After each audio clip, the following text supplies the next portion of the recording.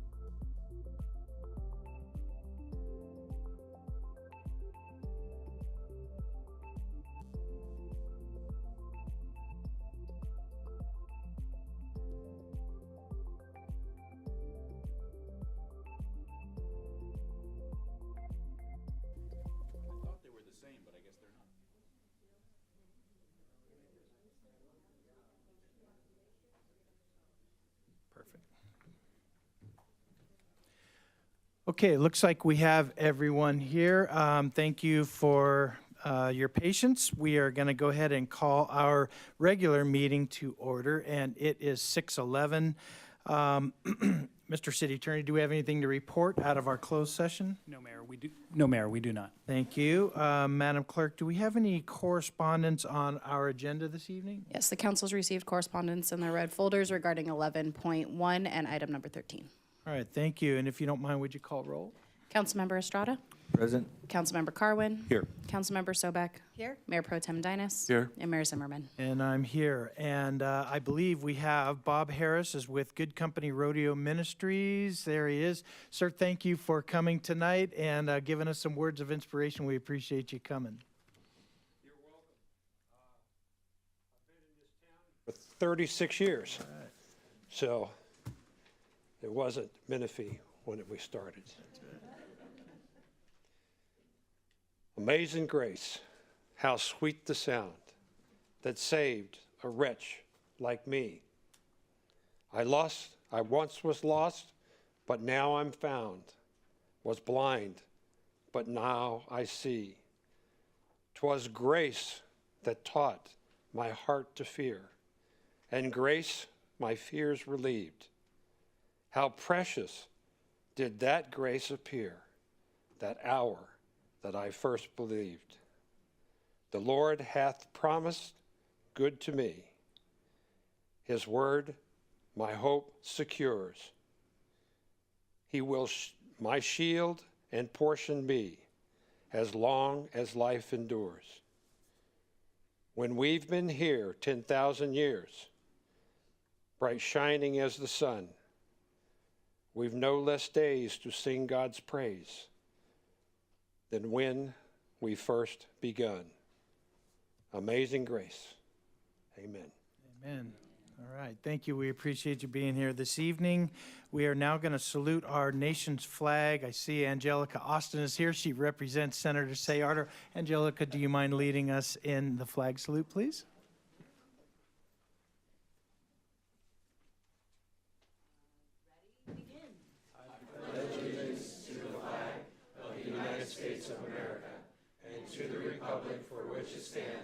One nation, under God, indivisible, with liberty and justice for all. All right. Thank you, Angelica. Menifee resident for many years and great representative, and you always are at all of our chamber events and ribbon cuttings along with all of the other representatives, so thank you for all the great work that you do. All right, we're going to move on our agenda, and I'm going to ask the council to join me in the front along with head coach Stephen Cass from Paloma Valley High School. The girls volleyball team is also here. I'm going to ask them to come on up too, because we have some recognition for an awesome year, another awesome year, I should say, because we did this again last year, so we're going to do it again tonight. So welcome. Yep, come on up, guys.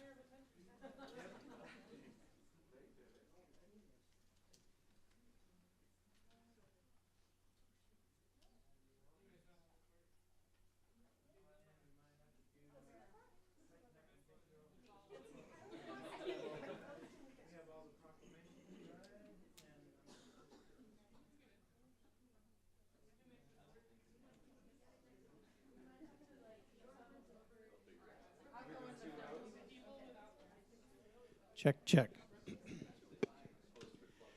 Now, some of these volleyball players are taller than me, which is amazing. But I'll tell you what, we have an awesome volleyball team here at Paloma Valley High School. Go Wildcats. And it is always an honor here to encourage our young athletes to go out there and do what you do and to be good academically, but also athletically. And when they win consistently, that shows you that they're doing something right. And sometimes it's a matter of having that right heart and that desire, but also having good coaching and having diligence. And you all have been exemplary of that. And so tonight, the City Council of the City of Menifee wants to congratulate you all. I'm going to have Coach Cass tell us a little bit more about this year's accomplishments and achievements because I think there's a lot of folks that would like to hear about it. So I'm going to pass that on. Hello, everyone. This actually started 6 years ago. We were here for the first time we won league and made it to the state playoffs, and this is our 6th league championship in a row. Every year has been really different, I'll say, as a coach, being through them all. We've had some players with us for 3 or 4 years of each of the stretch, and then some for just one. And each of the players has brought something so unique that has helped us to be successful. Part of the fun for me is just putting together the pieces. I love puzzles. And this was a fun one to put together this year. This year was one of the most challenging years. They've started to put these private schools in our league that we have to compete with. You know, they get to recruit. We just get all our favorite players that choose Paloma Valley, right? And all Menifee kids. And so that's great to see. We're hoping to put together a number 7 next year. So it should be exciting. We did bring some gifts for you. So we'll let the girls pass those out.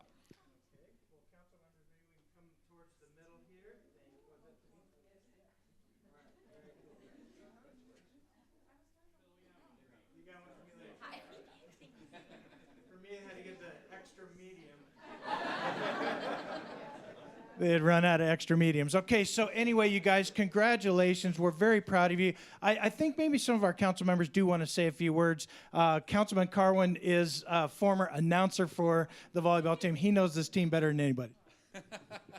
I got to tell you, I stand personally experienced with this team and the value of this program. That first league championship, my daughter was on that team. And that's right, go Wildcats. And she's now, because of the experience with this team, playing volleyball for a college in Indiana. So she was first team all-conference last year, and she credits a lot of it to what she got out of this program right here. And I was devastated I didn't get to be an announcer this year, but we'll see what happens next year. So there you go. I'm going to pass it over to Councilman Estrada. Wow, 6 in a row. Not even the Yankees can pull that off, huh? It's really it's so great everything you guys accomplished this year. You know, going through a grueling season, playing a sport is always a challenge. There are many ups and downs, and you managed to do that while focusing on your academics as well, which is the most important. So congratulations. Let's go for 7 next year. Yes. So I'll pass it on to Councilmember Soga. Thank you. I just want to say congratulations. Volleyball is one of my favorite high school sports to watch. My daughter played volleyball at Paloma Valley High School, graduated 2001. And I now have her children who are in high school that I'm watching at another high school here in the Valley. So I know some of you, and I just want to say congratulations. You deserve it, and go Wildcats. I will mention, they brought up academics. This group had the highest GPA out of all of the 6 championships. Well, be neither a good student or an athlete. Congratulations, because I know how hard it is. My kids played sports, and you know it's tough to be a good athlete, but be a good student at the same time. I know the sacrifice it takes and the hard work.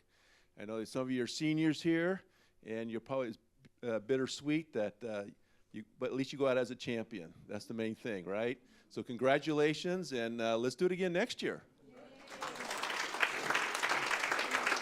So just so everybody knows, we made a nice, or actually our clerk's office made a nice certificate for each one of the players. We gave that to the coach to be able to give to them outside for expediency. And so again, let's give them one more round of applause for a great year.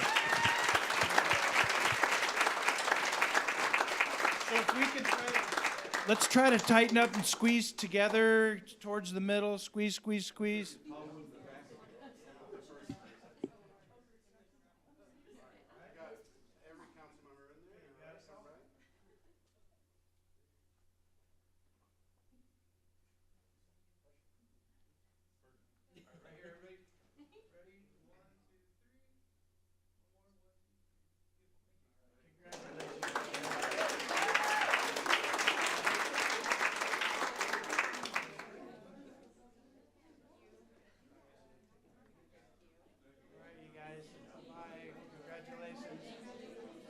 proud of you.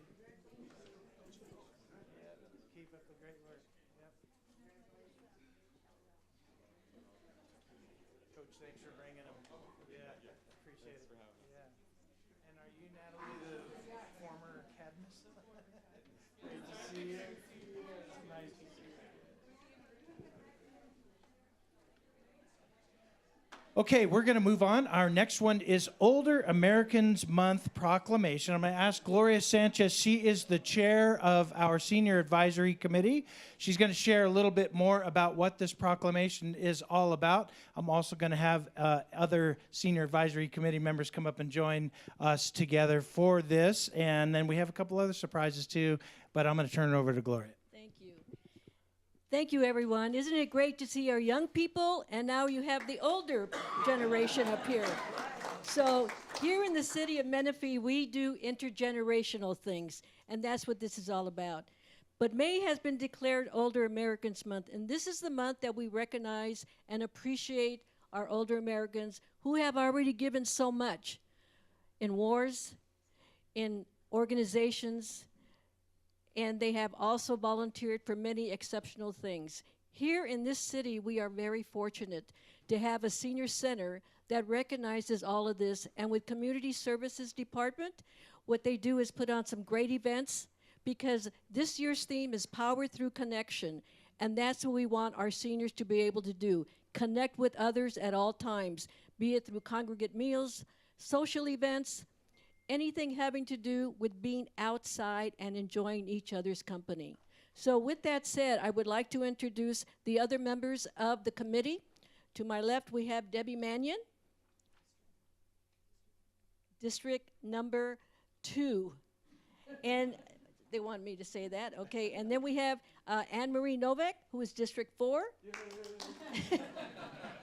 We have Linda Blanche, who is District 1.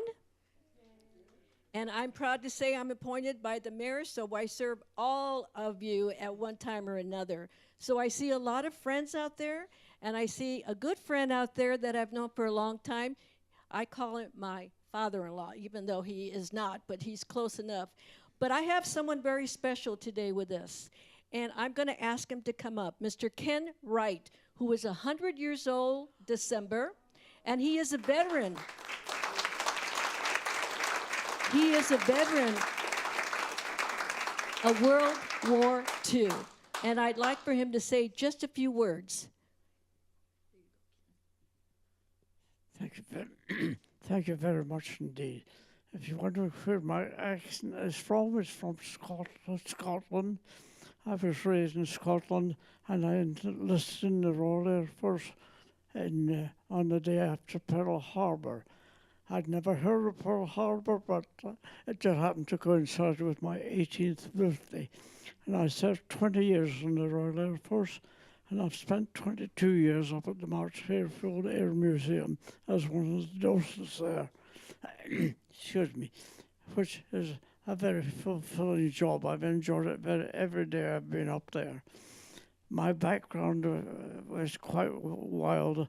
I had 20 years in the RAF. I did on bombers during the war.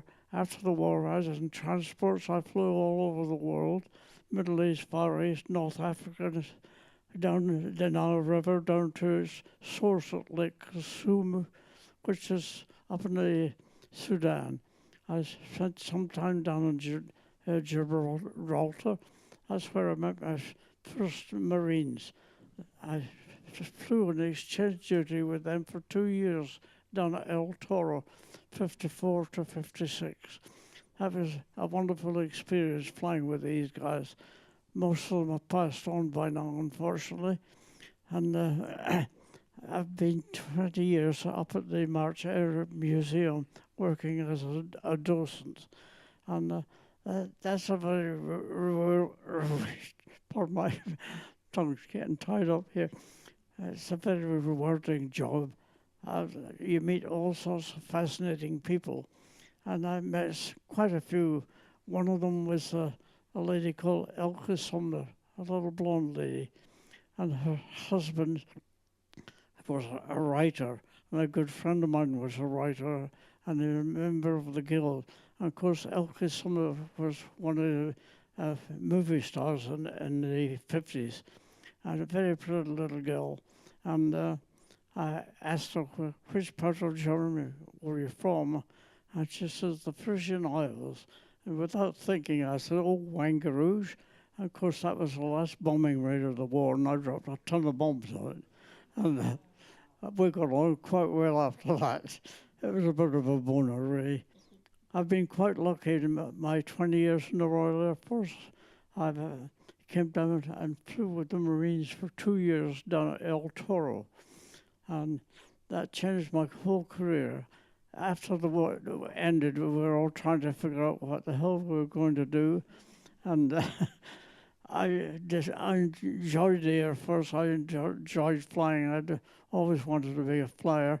So I came out here in '54 and did 2 years with the Marines down at El Toro.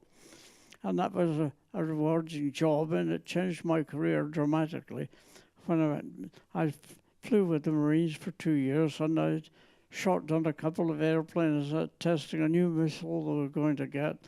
So when my 2 years were up, I went back to England and finished up testing some missiles for the Royal Air Force. And as a result of that, I landed a job at the Royal Flying College as an instructor on guided weapons. And it changed everything for me. At the end of my 2.5 years there at the Royal Flying College, I got a chance to pick what job I wanted. I'd been talking about ballistic missiles for 2.5 years, and I thought, I'll see if I can go get a job with the American Air Force on exchange. And I came out to Vandenberg, and that was quite informative. So I had a good time with that, and learned quite a bit about rocketry. And my 2.5 years at the college was covered all sorts of weapon systems. And I got involved in quite a lot of that stuff. I finished up my 2 years. My career was cut short when the Air Force decided that we had too many flight lieutenants, and we better release some of them. So it gave us the option of getting out of the service, so I did.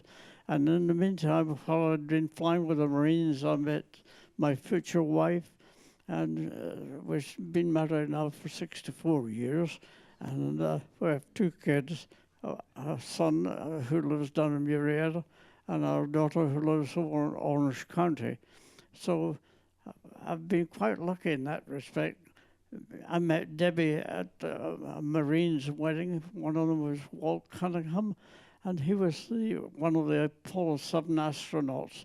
And they were the first to do 3 or 4 orbits around the Earth. And Walt unfortunately passed away a few months ago, rather. A good man and a good pilot. He was of the old school when most of the astronauts at that time were mainly test pilots and military pilots. And he was one of them. And of course, when he passed away, he'd done quite a bit of stuff with the aerospace program. It changed everything for me. I went back to England. I got involved in missile testing over there, and that was highly informative. Of course, my experience with the Marines was a wonderful experience. I had 2 years at El Toro, and I tested a new missile they were getting for the Marines at that time, and shot down a couple of airplanes, one off the Coronados and then one off at Mojave in the desert. And that was with my own RAF pilot, and it was quite effective. It was a good weapon, but had quite a few restrictions on it. And of course, the Royal Air Force, at the end of the war, into the peacetime, I spent quite a bit in Air Force in Germany on the Berlin airlift, and I did that for about 18 months. It was the hardest job I ever had. I was doing about 16 to 18 hours a day, and it's amazing the Germans lost 2 wars on the trot, 1 and 2, but they were highly efficient, and I managed to get a couple of trips up to Berlin, and General Curtis LeMay was in charge of the American Air Force based in Europe at that time, and he was a tough old guy. And he eventually finished up running Strategic Air Command. Hell of a good man. Anyway, flying to Berlin airlift was quite informative. I've met quite a few interesting fellows who were pilots. And I shared a Quonset hut with one guy, and he'd been fighting in the Russian-Finnish War before World War II. And he never wore his wings at all. The Met officer giving the weather forecast. One day he was briefing a crew, and I told them, I said, "Bedwatch, there's some icy patches on the runway." This was in 48. And the pilots, "What the hell do you know about ice on the runway?" And Jimmy, for first time, spoke up, and he said, "Well, if you've taken off from frozen lakes like I have, you know what the hell I'm talking about." And he'd fought in the Russian-Finnish War before World War II. And he was an interesting young man. His eyesight, he got buggered up when a shot went off in the cockpit and messed his eyes up. So he was on a Met officer's job. I've met quite a few interesting pilots like that. Some of them are no longer with us, unfortunately. And one guy I met who was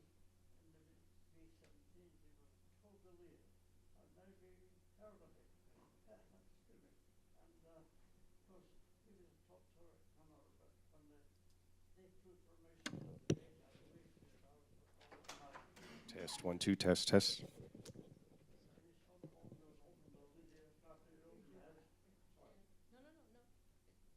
They didn't cut you off on purpose. The mic went out. Test. It was just mute. That won't be the first time.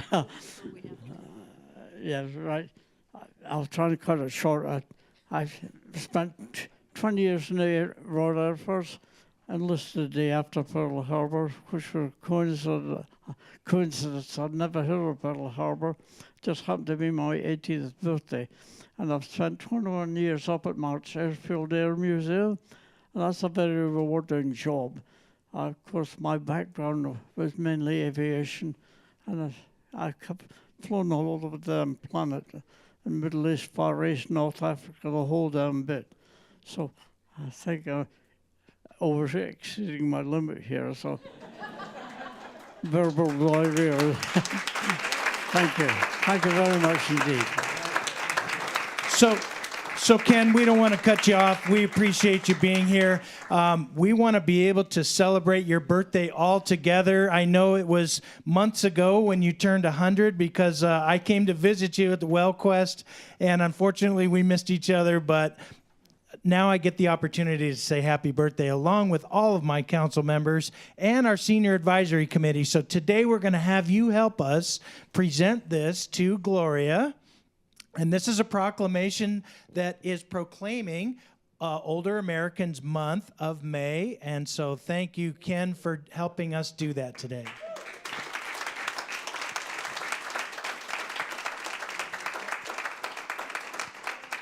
Council members, let's tighten up a little bit and we'll get a photo along with Ken.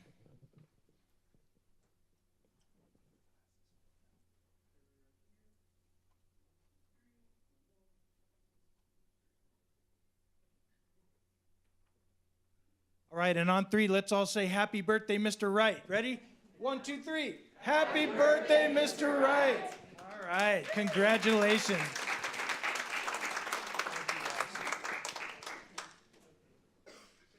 We're great to see you. Thanks for bringing him. Yep.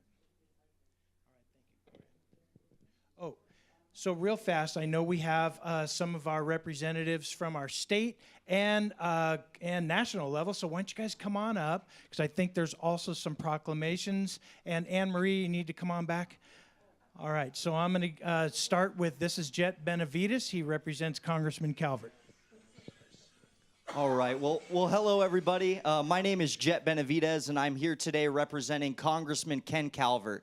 And I just want to start off by thanking the Citizens Advisory Committee for all of your hard work and all of your great efforts that you're putting towards the city of Menifee.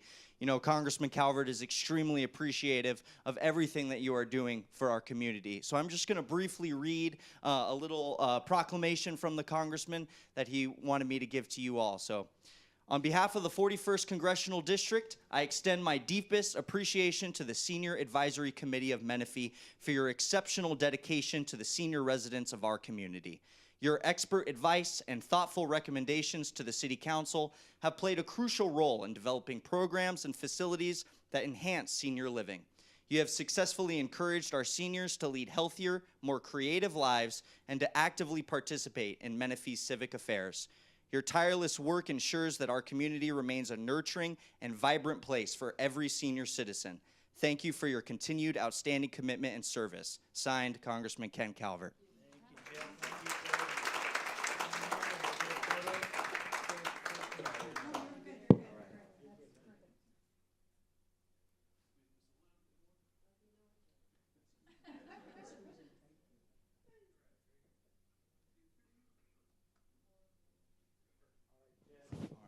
Please thank the congressman for this nice congratulations. All right. Next we have Angelica Austin. She's representing Senator Sayardo, and so I'm going to give you the mic. Hi all. Is it closer? Okay. Hi all. So she's here to present a certificate to congratulate each and every one of you guys and everybody here throughout the community for helping recognize how important our senior community is here. I am personally, as Bill mentioned, the mayor mentioned, that somebody who's lived here for quite a while and seen how robust our senior community has come and has become, especially through work throughout our senior advisory committee. I was on the youth advisory committee at like the bright old age of 16, and I still had a lot of shoes to fill, but seeing that Gloria and the rest of the rest of the council had such a great role models for us to help and advocate for our own little demographic of kids, was a great, wonderful place to start from. So congratulations, and there's so much growth here, so sky's the limit. Thank you.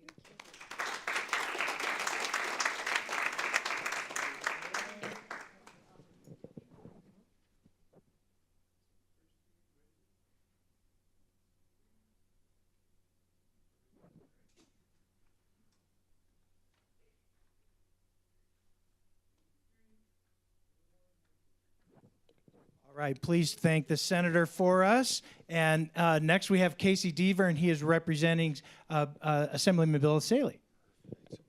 Well, thank you, everyone. It's awesome to get to be here. As I always tell the mayor some recently, I always enjoy being here in Menifee, and I don't always say that. So wherever I go, so I truly mean that. So on behalf of the Assemblyman, thank you for all you do. I see many of you, many places I go to. I don't know how you all keep up with it, because I can't always. So thank you for what you're doing with your civic engagement, as well as bringing that wealth of knowledge to the younger generation.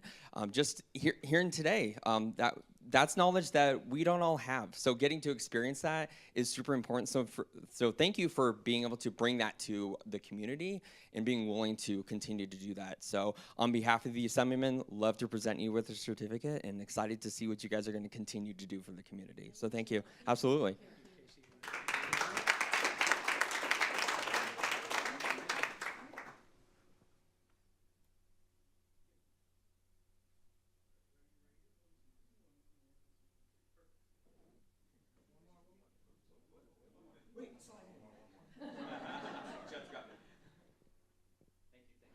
All right, please thank the Assemblyman for us, and we thank you three for always being at so many of our events to make it the best it can be, so thank you. All right, is there more, Gloria?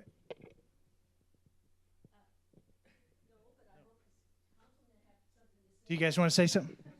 I thought Mr. Wright pretty much said it. Yeah.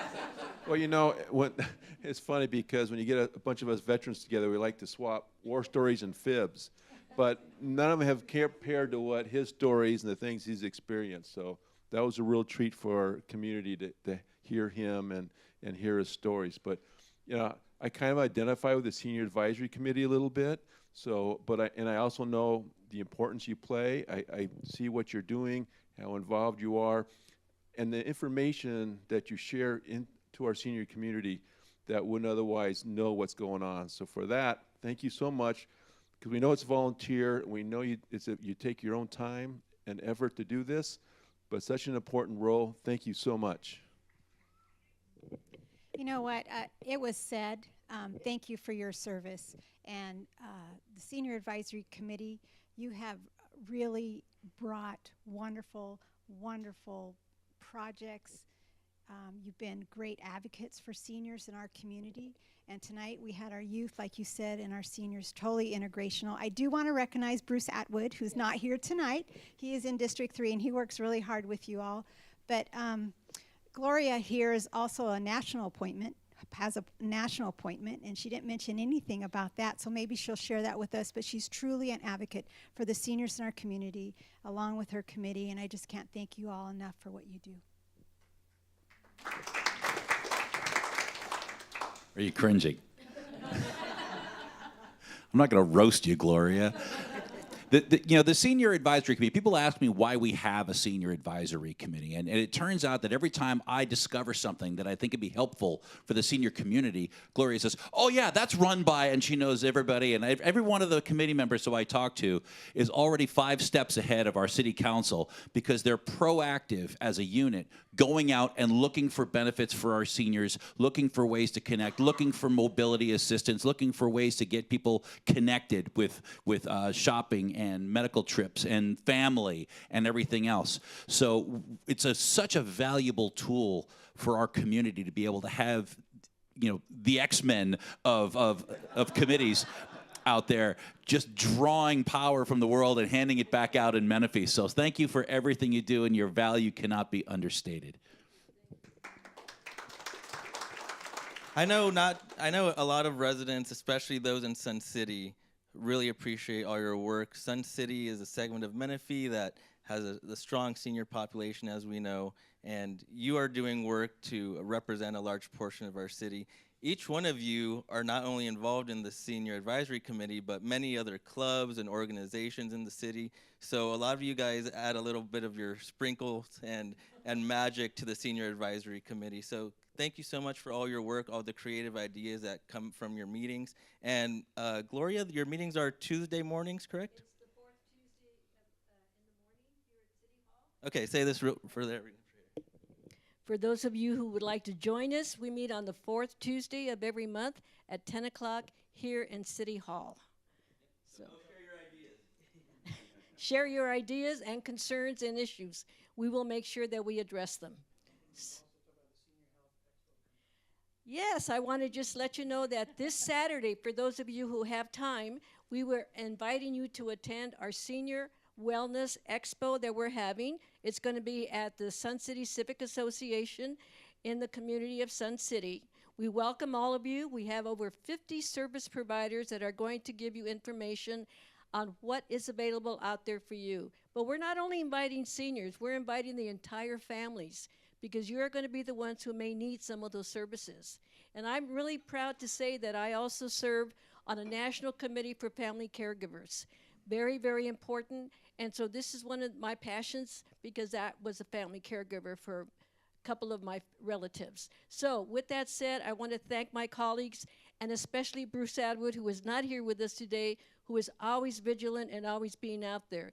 And I see someone in the audience that I need to give recognition to, and that's Aisha, who is our Senior Center Director. Aisha, please stand up.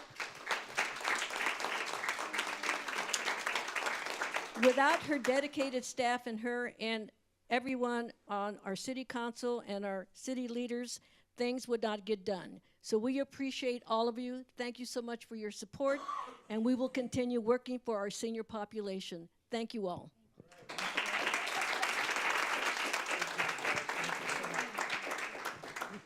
Okay, we are moving along. We have one more presentation. I don't know if any of you have heard of National Sapphire Segula Day, but that is on May the 12th, and it's coming up. And I would like to have the representatives who are more knowledgeable about this than I am, but I know it has to do with single parents that are raising, here you can come in the middle, children that have special needs. And so I'm going to have you just share a little bit more, and then we're going to give you a nice proclamation. So will you please introduce yourself to everyone and tell us more about this special day? Absolutely. Good afternoon, and good evening, actually. Thank you, Mayor Zimmerman, and to the council members and staff, thank you, and to all of the residents of Menifee. My name is LaDana Lucius, and I am a 16-year resident of the city of Menifee. I am also the CEO of Great Exploit Ministries, also known as Jim, who is the founder of National Sapphire Segola Day. Yes, that's okay. That's all right. It's not a very, that's okay. We're all learning.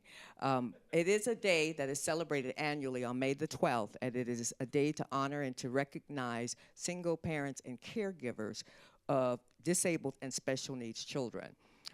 Having been a single parent myself of a child with disabilities, I learned firsthand about the sacrifices and the realities of being a caregiver, as was so briefly stated, and the responsibility that goes with that. We talk about sacrifices. A lot of times you really give up having a social life. A lot of times you don't have the ability to go and do things that you normally would do. Some of us are not even able to keep full-time jobs because of being caregivers for those that are disabled. And so the sacrifices that go along with that, there's the advocacy that goes along with that. And so you are always having to be a voice and fighting for services and supports for your child, be it school, be it medical, be it social, whatever it is. And so as a result, I came to learn firsthand what this life was all about. And I understood that I was not one, but I was many. There were a lot of families that I met, there were a lot of parents that I met that shared my experience, but it wasn't until I was in it that I realized how much of a concern that there were lacking in services and support. I wanted to just even address something that maybe sometimes we don't think about for caregivers, and that's the financial stresses that a lot of families go through. When you can't maintain a full-time job because you're caring for a disabled child, it changes the dynamics of your cost of living. There are social programs and public and state services that are available, but they don't pay you for what you lose when you give up a career. When you make a decision to say, no, my loved one is going to stay home and I'm going to make that sacrifice. There are families that give that up. There are families that have to make ends meet. And so National Sapphire Segola Day is a day that we say, we see you. We appreciate your labor of love, and we know what it is that you have given up. We also, I also had to deal with something that I don't think a lot of people talk about, and that is the end-of-life services. When you have a child or someone that you're caring for that is on public or state services, and they are at the end of their life, there are no services that are available. And when you talk about a family that has already been put into a financial strain, having to give a child a proper burial with no resources, that's another added stress. But it is a very real stress. When that child passes away, all financial support stops immediately. I don't think a lot of people understand that. These are realities that we live. Everybody may not be in that situation. I did not start off as a single parent, and that's the reality. You might end up in a relationship in your marriage where the stress of strain of caring for a disabled person or even a parent, a child, can cause your relationship to fall apart. It's something we don't talk about, but it is very real. And so I did want everyone to understand what National Sapphire Segola Day was created for. It was created to support the single parents and the caregivers and to bring local and national awareness to the realities that face us every day in caring for disabled and special needs children. Our goal in putting this day forward was to provide services for families, offering them services and resources that are available to help take some of the load and responsibility off of their daily lives. We are also in a position where we're able to gift these individuals opportunities and social activities for themselves and for their families through the generous supports of our sponsorships, because we realize with all the things that go on, something as simple as maybe going to the store or going to the park is not always simple for a lot of people. When you have to think about, I can't give attention to my other children or make it to one of their school plays because I have to stay home and take care of this child. Everybody suffers. And so what we came up with was, how can we give something to these parents to integrate them back into society or make them have time for themselves? Maybe you can go and have a massage. Maybe you can take your child out to an amusement park. You know, maybe you can go and do a family trip. These are things that people don't have the luxury to do, and this is why this day was created. And so with that, I'd like to say I am grateful, Councilwoman Sobek. I want to say thank you for hearing the heart of what this day represented. For a lot of us, we know someone that has a child with a disability. And disability comes in many shapes, forms, and sizes. Some are seen and some are not seen. But they impact everyone. And what I'm asking as it relates to us as a community is that we have more of a supportive culture, that I see people and I'm acknowledging the sacrifices that they make. I'm saying thank you. When I see a parent out in the streets, I'd stop and say thank you, because I know what it costs you to care for that child. Thank you for not putting that child in an institution. Thank you for giving of yourself and your time. And that brings tears to a lot of people's eyes. And I want us as a city to not just be mindful of the people we know, but the people we don't know.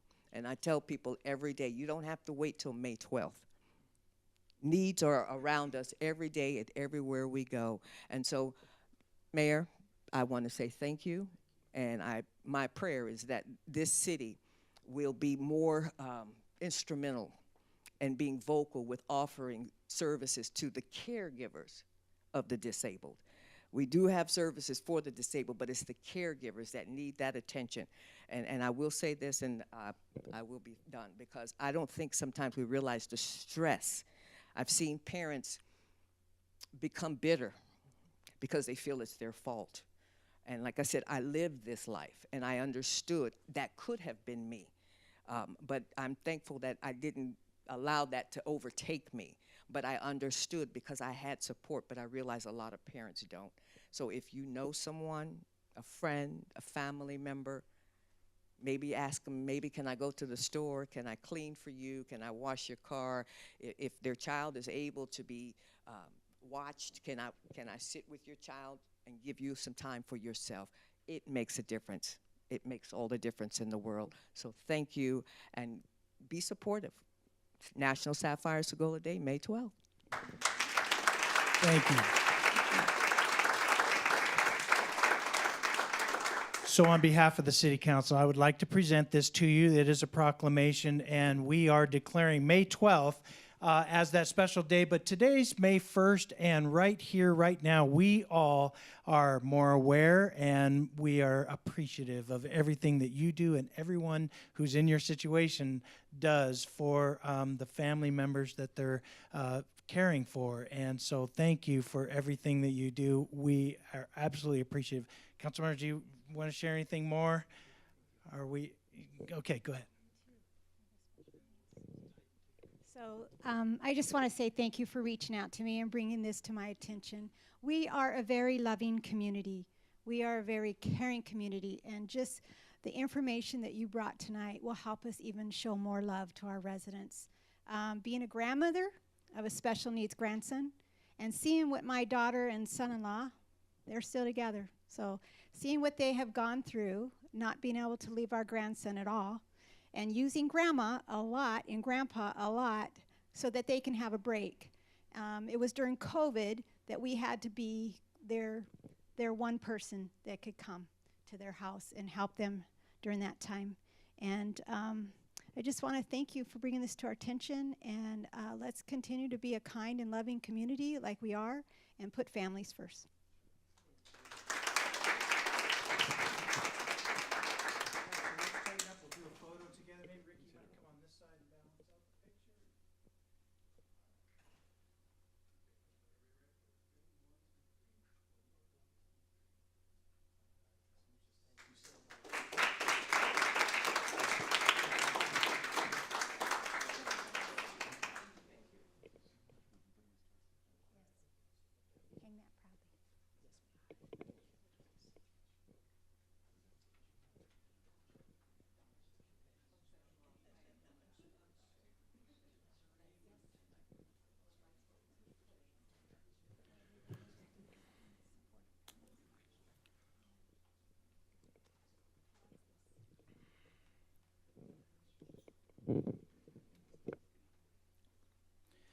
Okay, we're moving along our agenda now. Next up, we have one more presentation. This is our Police Department quarterly update, and I see Chief Carr coming to the podium. Welcome, sir. Thank you, Mayor. I appreciate it. Good evening, Council. Let's see if we can get the presentation up on the board. I'm here tonight to talk about our first quarter for 2024, January through March. So we're doing something a little different this time. We want to show some comparables, and I wanted to highlight the work that's being done. So our first quarter, we have nearly 9,000 calls for service, which is a 10% increase over 2 years ago and 4% compared to last year. Out of our calls, our top 5 calls for service were welfare checks, follow-up investigations, public assists, residential alarms, and parking violations. You can see each year, with 2024 being in orange, each one is still higher than the previous years. Our alarm calls for service was an area that we saw decreases in. We attribute this to our no response letters that we were mailing out. We are starting to see it creep back up again, though, and we're hoping to bring some solutions to you in the future. As far as cases, we had 1,380 cases during this first quarter, which is actually really good, as we're trending 6% less than we have in prior years. So while we're responding to more calls for service, we are seeing less crime, and that does attribute to our 18th safest city in the state. So we like that. We wanted to highlight, we had 380 arrests during the quarter, and we wanted to show, just the age groups that we're seeing as our offenders. With 30 to 49 being our biggest chunk at nearly 60%. And then 17% are those that we have visited several times. Interestingly enough, it's very similar to our victims by age group. While it's 30 to 49 at 40%, when you add in the 18 to 29, you're still nearly 50% here.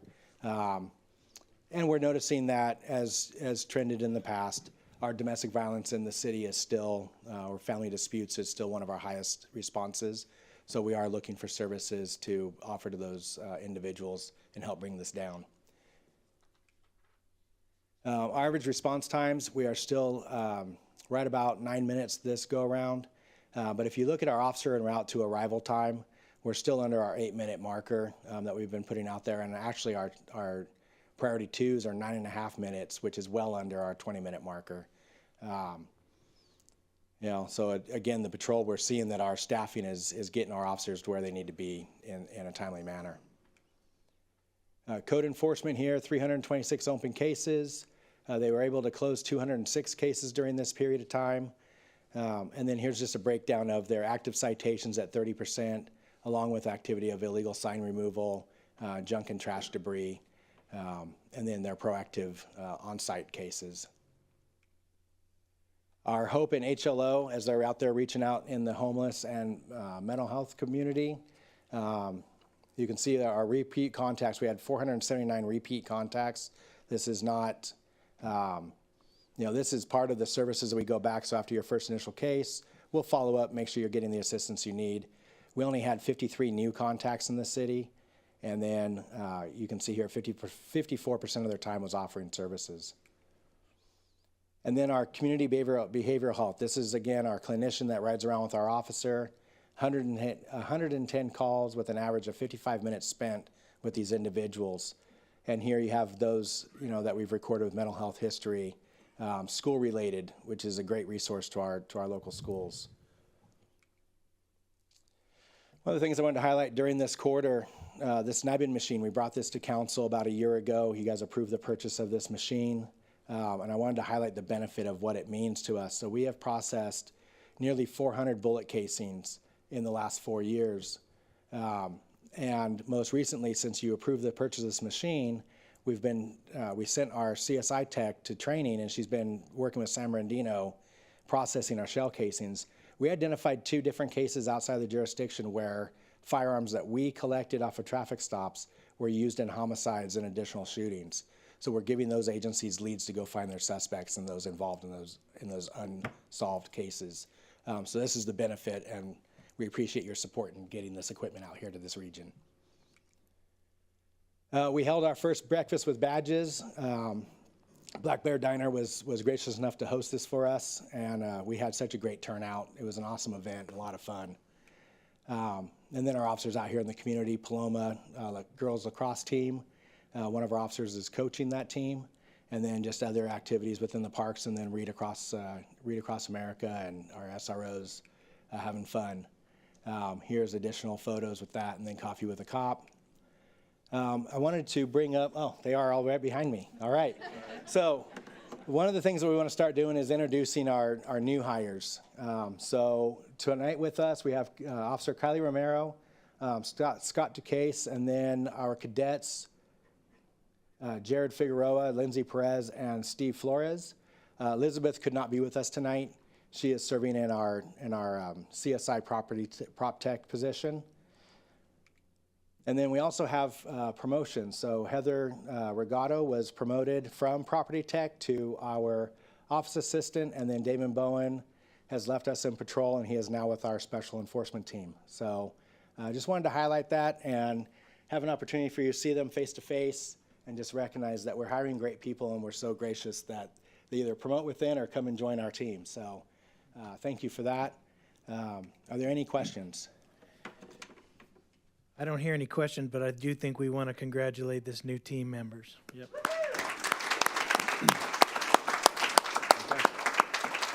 Chief, I do have one. Councilmember Sobek. Thank you, Mayor, and welcome. I did turn my light on, but he was not looking, so anyway, that's okay. Chief, thank you for that report. I do have a couple of questions. Yes. So could you give us a little update on weed abatement? We're getting to be that time. Yes, so weed abatement, we will start putting out notices, but with the rains, again, we saw, the increase of vegetation everywhere. So code enforcement will actively be out there noticing properties and following up, trying to get compliance first.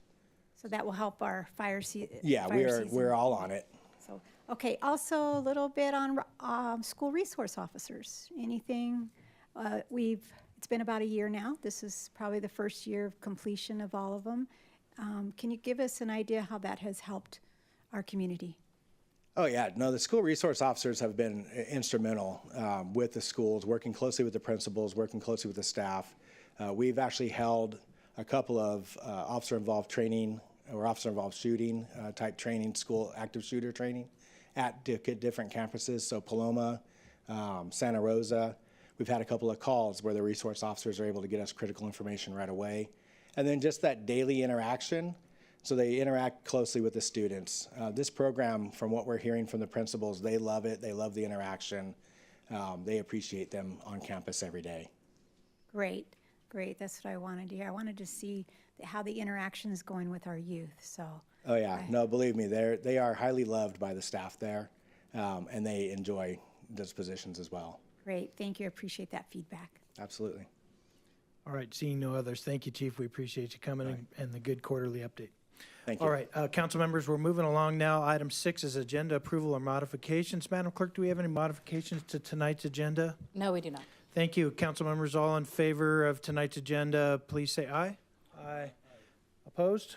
Hearing none, our agenda is approved, and we're on item 7. Madam Clerk, do you have any request to speak on non-agenda matters? I do have one. Okay, so let me just read this real fast. This is the time for members of the public to address the council about items that are not listed on the agenda. The Brown Act limits our ability to respond to those matters at the time they're made, and each speaker will be limited to 3 minutes on any single item, and there will be a little clock on the screen. So, Madam Clerk, would you please call the speaker for non-agenda matters? Amanda Fine. Okay. From Eastern Municipal Water District, welcome, Ms. Fine. Good evening, Mayor Zimmerman, members of the council. I'll be brief. In case you don't already have it on your calendar, tomorrow is California's State Tap Water Day. And so here at EMWD, we provide quality, reliable, and safe tap water, and we're celebrating by going around our service area with our hydration station van. If you've never seen the van, it's a van decked out in EMWD branding, and it's got taps on it where we provide tap water that's been chilled, and it's a great resource for the community. So tomorrow we will be out here at City Hall from 2 to 2:30. We would love to see you guys out there. Savvy the Water Drop, our water mascot, will be there as well to take photos with everybody. She is a savvy water user, as I'm sure all of you are as well. And we'll also have reusable water bottles for people to take and fill up and use, and some other giveaways. So we'll be out here from 2 to 2:30, and we look forward to seeing you guys. Thank you, Amanda. Will Thank you. Patrick be here too? Patrick will be surfing the collection system tomorrow, so this is the water side of the house tomorrow. Thank you. Darn. All right. Madam Clerk, any other speakers? No other speakers. All right, thank you. Thank you, Ms. Fine. All right, so we're going to move on. We are now on council member updates and comments, and I'll start with Councilman Carwin. Thank you, Mayor. As always, a lot of my updates included most of our council members. We have such great attendance and involvement in the community from our council members. I attended the Citizens Academy graduation, and I think most of us were there for. I was at the forum held for input on our new community center. That's going to be going up next to the Menifee Library. Here's some of the input from folks and give my own. I attended the graduation for the Menifee Masters program. I know Councilman Estrada and Councilmember Sobek were there. I attended the Rotary Club meeting.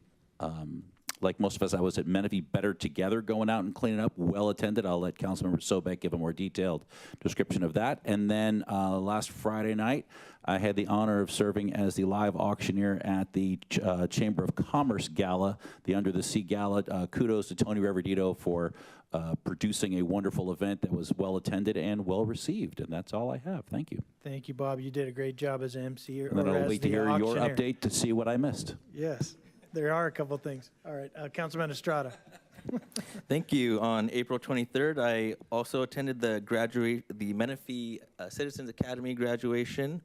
On the 25th, I went to the Community Center Town Hall over by the Menifee Library, and I encourage all the residents to take part in that survey, show up to the community town halls.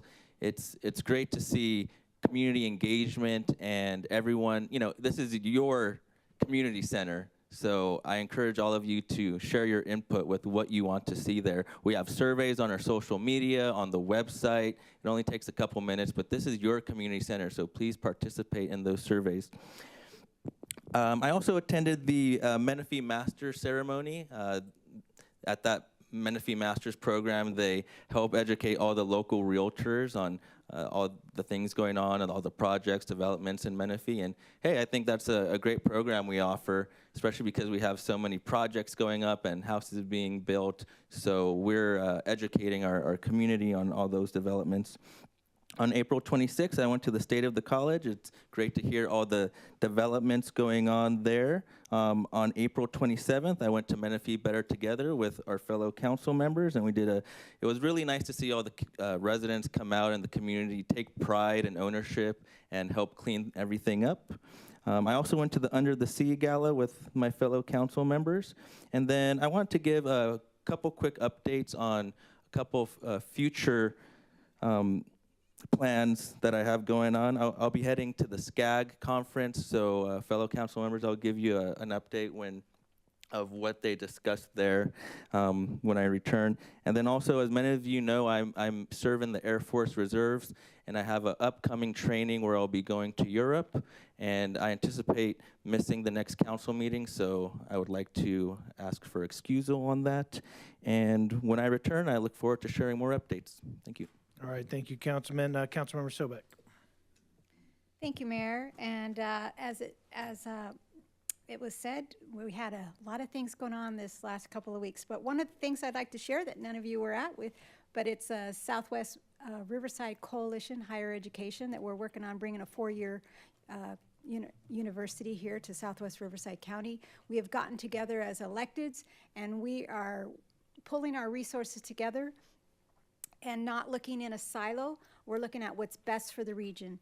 And we did get information that the federal EDC has contacted our group and is looking at seeing what they can do to help that come to fruition. The Menifee Citizens Academy, I do have a picture of that, and would like to congratulate all of our residents who took this 4th class of our Menifee Citizens Academy. If you've not heard of it, and if you've not attended it, this is a wonderful thing. We do it twice a year, spring and fall. And if you want to know about city government, come and register to take this class. Everyone leaves with smiles. I attended the Southwest Electeds Collaborative Group, which we received a presentation by RCTC. We are working on talking about the freeways and all of the infrastructure in Southwest Riverside County and how to come together to help better our road infrastructure system. I attended the Chamber of Commerce midday mixer at Cafe Mercado, which our chamber does a wonderful job, and our business community just seems to really be growing. I also attended the Menifee community meeting in regards to our community center, where we're looking for residents to give us comments on what they would like. You can see here a little bit of the results so far, and those that were there that night, I want to thank those residents for coming out and sharing their opinions and what they would like to see at this community center. I attended the Chamber Gala Awards, and I did want to just say congratulations to our Emerging Business of the Year, Exquisite Tapas, to our Small Business of the Year, American Pro Carpet, and Great Life Senior Care. They tied. We had a Culinary Establishment of the Year, which was Savage Chef. We had a Nonprofit of the Year, which was Milvet, which we all have become very familiar with here. We had our Large Business of the Year, which was the Ninth Shield. We had a Legacy Business of the Year, which was Menifee Bicycles. And the Board of Directors Spirit Award was given to Sally Myers, who does the Outstanding High School Student of the Month at each of our high schools and has been doing that for years and is the owner of many of the Sizzler restaurants in our area. I attended the Arts Council Showcase of Menifee at Menifee Marketplace on the same day as Menifee Better Together. And I do want to give a little bit of a shout out to Menifee Better Together. This is our 14th annual year where we come together as businesses and residents to better our community, always on the 4th Saturday of April. We partner with Habitat for Humanity. We do senior home revitalization. We have a bulky trash pickup day where volunteers from the Paloma Valley High School and JROTC are out there every year volunteering. We even teach our little children how to give back. They learn how to plant flowers, and this is done with a Girl Scout troop who leads this. They learn to plant flowers, take care of the earth, and then they take those flower bowls to the senior citizens who had their homes worked on. It is actually a beautiful thing. I want to thank our city staff. There were many, many city staff out that day volunteering, and I just can't thank you enough. You were at some of the Habitat houses. Dominique here from our finance department was out with a few of his children planting flowers. And a few more pictures. We did a community garden, which is now at the Case and Acero Center. And then we did about 15 senior citizens' homes who had a lot of weeds this year, and a lot of cleanup was done. I want to thank CAL FIRE for coming out as well.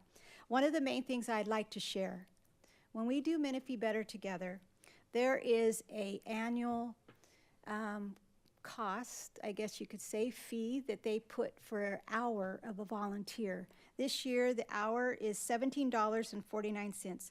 We had nearly 600 volunteers out on Saturday morning, and that equals over $41,000, almost $42,000 that were a gift to the community and our city. And so I want to thank all of the volunteers who've come out and make a difference, and all of the businesses and nonprofits who truly make a difference. We are better together, as it says, and that will be the end of my report tonight.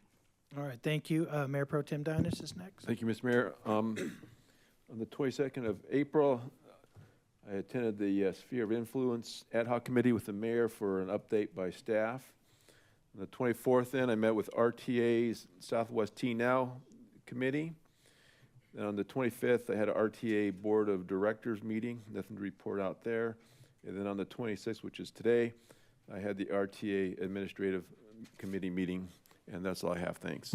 All right, thank you, Dean. I'm going to try to be quick. This is since our last meeting on April 17th. On Thursday, April 18th, there was an event here that was hosted by the BIA here in our council chambers called Morning with the Mayors, and I was joined by Mayor Moore from Wildemar, and it was a forum to talk a little bit about how to balance growth and infrastructure and those kinds of things.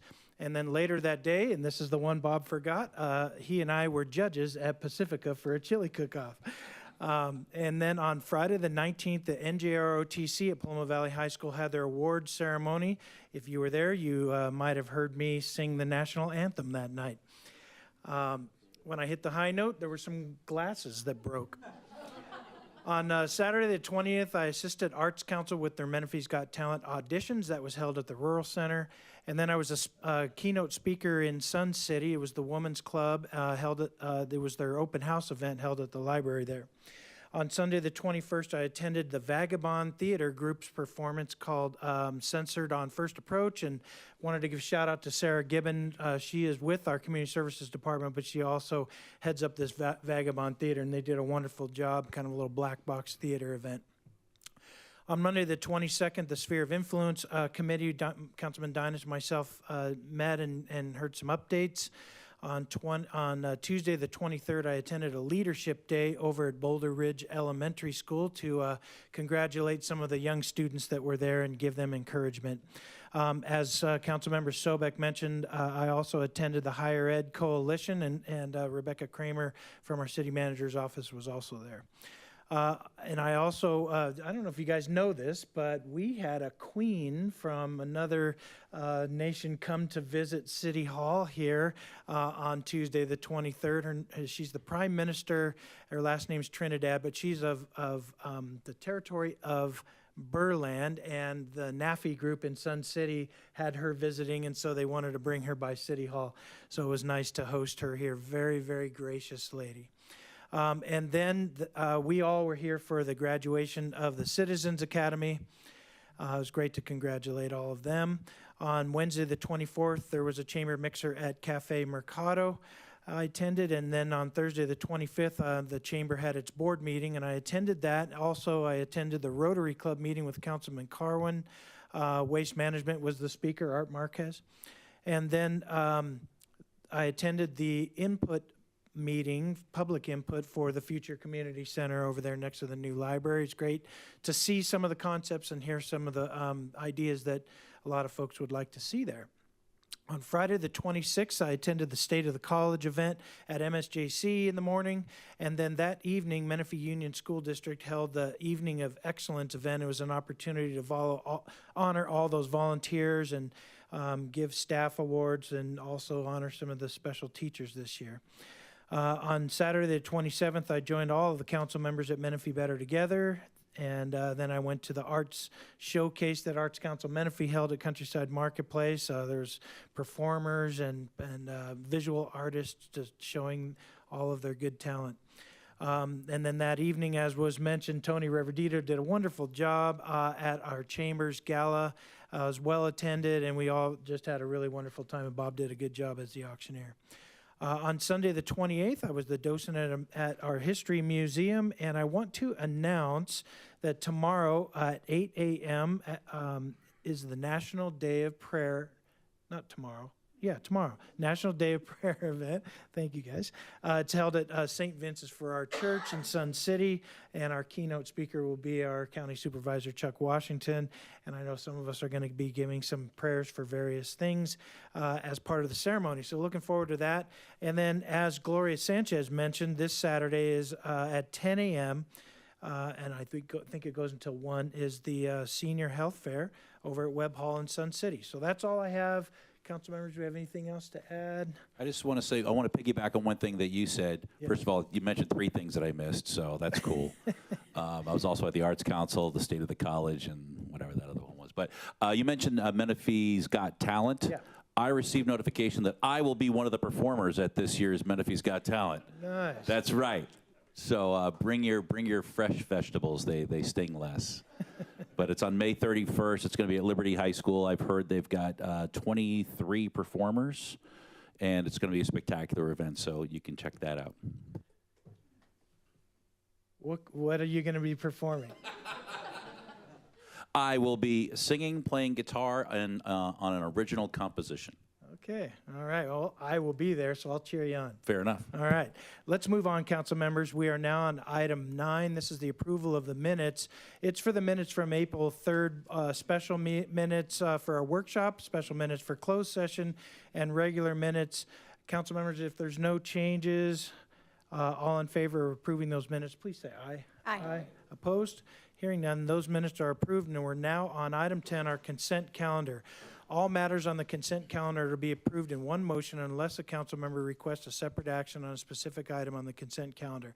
If the items are removed from the consent calendar, to be discussed individually and acted upon separately. Unless otherwise directed by a member of the council, the vote on ordinance adoptions will reflect the prior action of each council member when the ordinance is introduced. However, if a council member is not present at the city council meeting, their vote will be reflected as absent. Madam Clerk, are there any requests to speak on our consent calendar items? No speakers. Okay, council members, would we like to pull any items for separate discussion, or may I get a motion to approve the consent calendar? Mr. Mayor? Yes. I just wanted to state for the record 10.6.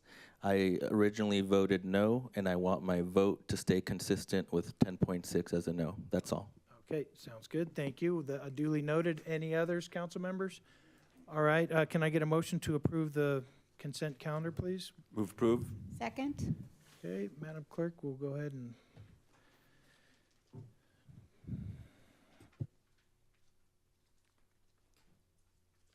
all right, and that passed unanimously.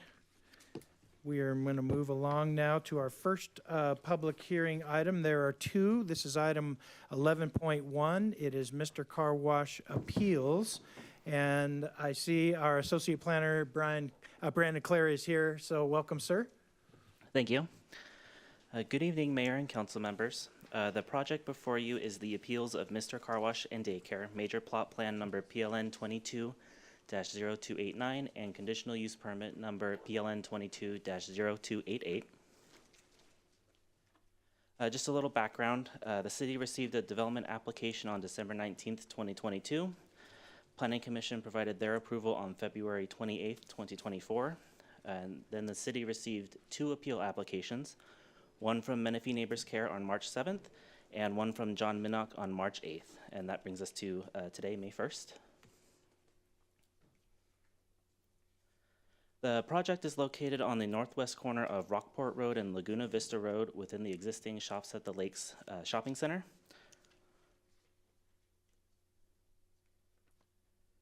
The general plan and zoning designations for the project site is the Menifee East Specific Plan number 247, Planning Area 1. In this specific plan, a car wash requires a conditional use permit and a daycare requires a major plot plan. The project proposed a 5,434 square foot express car wash, which is Mr. Car Wash, and an 11,992 square foot daycare with a 9,795 square foot outdoor play area along the south side. For landscaping and screening, there is roughly 7,400 square feet of landscaping on site. The project is conditioned to provide landscaping within the playground area and the southern parking lot. Additionally, the Planning Commission discussed the block wall along the play areas where appropriate. In the bottom left corner, the picture shows the existing on-site screening looking at the project site from the nearest intersection, which is Rockport Road and Laguna Vista Drive. This is Mr. Car Wash's proposed architecture. It is consistent with the remainder of the shopping center and the daycare. And here's the architecture for the daycare, which is also consistent with the remainder of the center and the specific plan and general plan.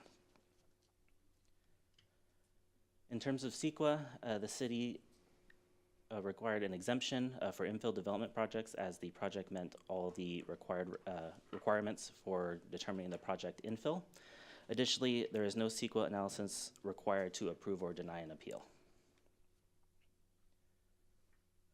As mentioned earlier, the city received two appeal letters, one from Menifee Neighbors Care on March 7th and one from John Minnock on March 8th.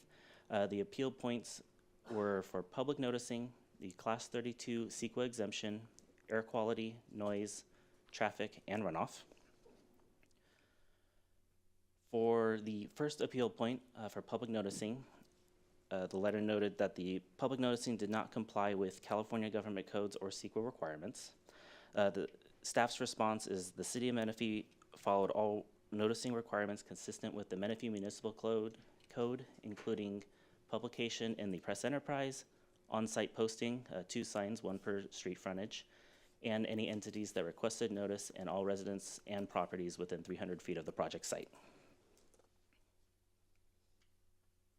Appeal point 2 was in regards to CEQA, in that the project does not qualify for a Class 32 exemption from CEQA because it is being constructed adjacent to a child care center, the kinder care site. The city's response is that the project meets all applicable conditions associated with an infill development projects exemption, including consistency with general plan designation and policies, zoning designation and regulations, including any applicable specific plans, specifically the Menifee East specific plan. The proposed development is within city limits and is no more than 5 acres and substantially surrounded by urban uses. The project site has no value as a habitat or endangered, rare, or threatened species. The project would not result in any significant effects related to traffic, noise, air quality, or water quality. And the project is served by all required utilities and public services. Appeal point 3 was in regards to air quality, and that there were no air pollutant emissions assessments or sensitive receptor assessments to evaluate the proposed project's operational impacts. The applicant had LSA prepare an air quality analysis memo on April 2nd of 2024 in response to this appeal point, analyzing potential impacts associated with the construction and operation of the proposed projects. It noted that there would not be an impact to the daycare from any noise generated from the project. Or I'm sorry, any air quality impacts related to the proposed project. Appeal point 4 was in regards to noise, in that there was no preparation of a noise acoustic assessment, vibration assessment, and sensitive receptors assessment to evaluate the proposed project's operational impact. Noise generated by the operation of the car wash, along with vehicle traffic from entering, exiting, and using the car wash. And the car wash is adjacent to a sensitive receptor child care center, which will require lower sound levels. The city's response is the applicant had a noise impact analysis prepared by LSA on April 1st that evaluated the anticipated noise generation by the operation of the proposed project. The noise analysis found that the noise generated by the car wash is consistent with City of Menifee Municipal Code, and there was no impact to the proposed daycare.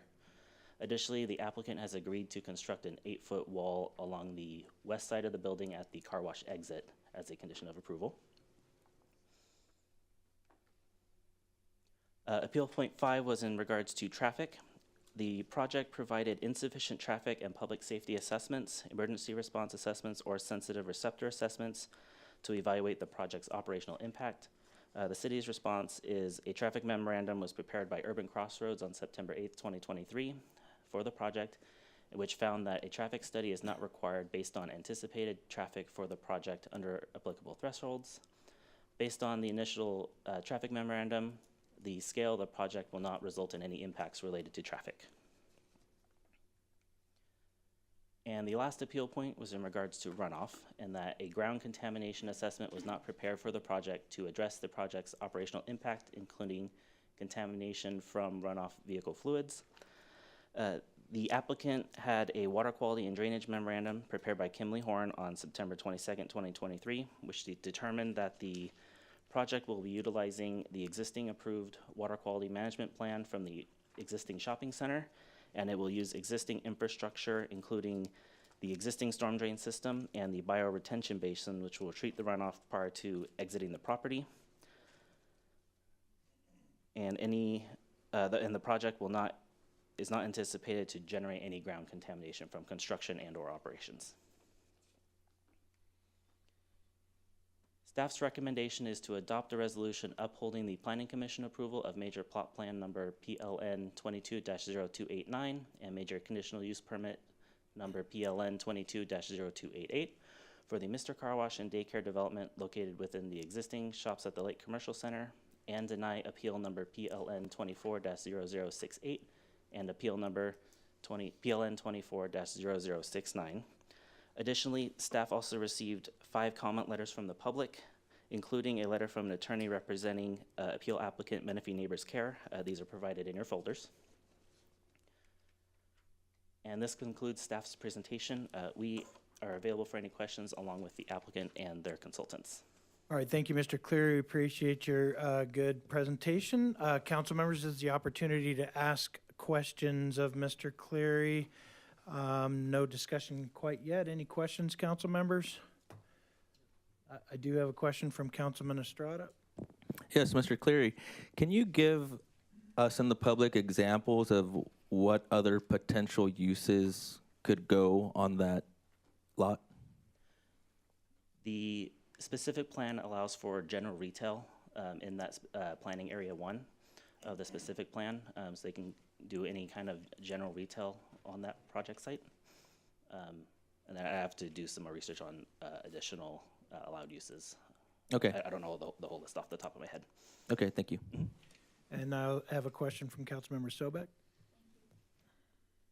Thank you, Mayor. So is the car wash an allowed use on this property? It's allowed with a conditional use permit. Okay, thank you. And the child care center as well?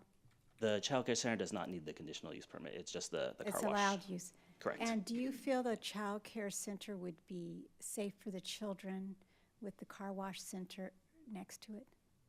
Yes, with the submitted memorandums provided by the applicant's consultants, yes, the staff believes that it is safe for the daycare to be adjacent to a car wash. Thank you.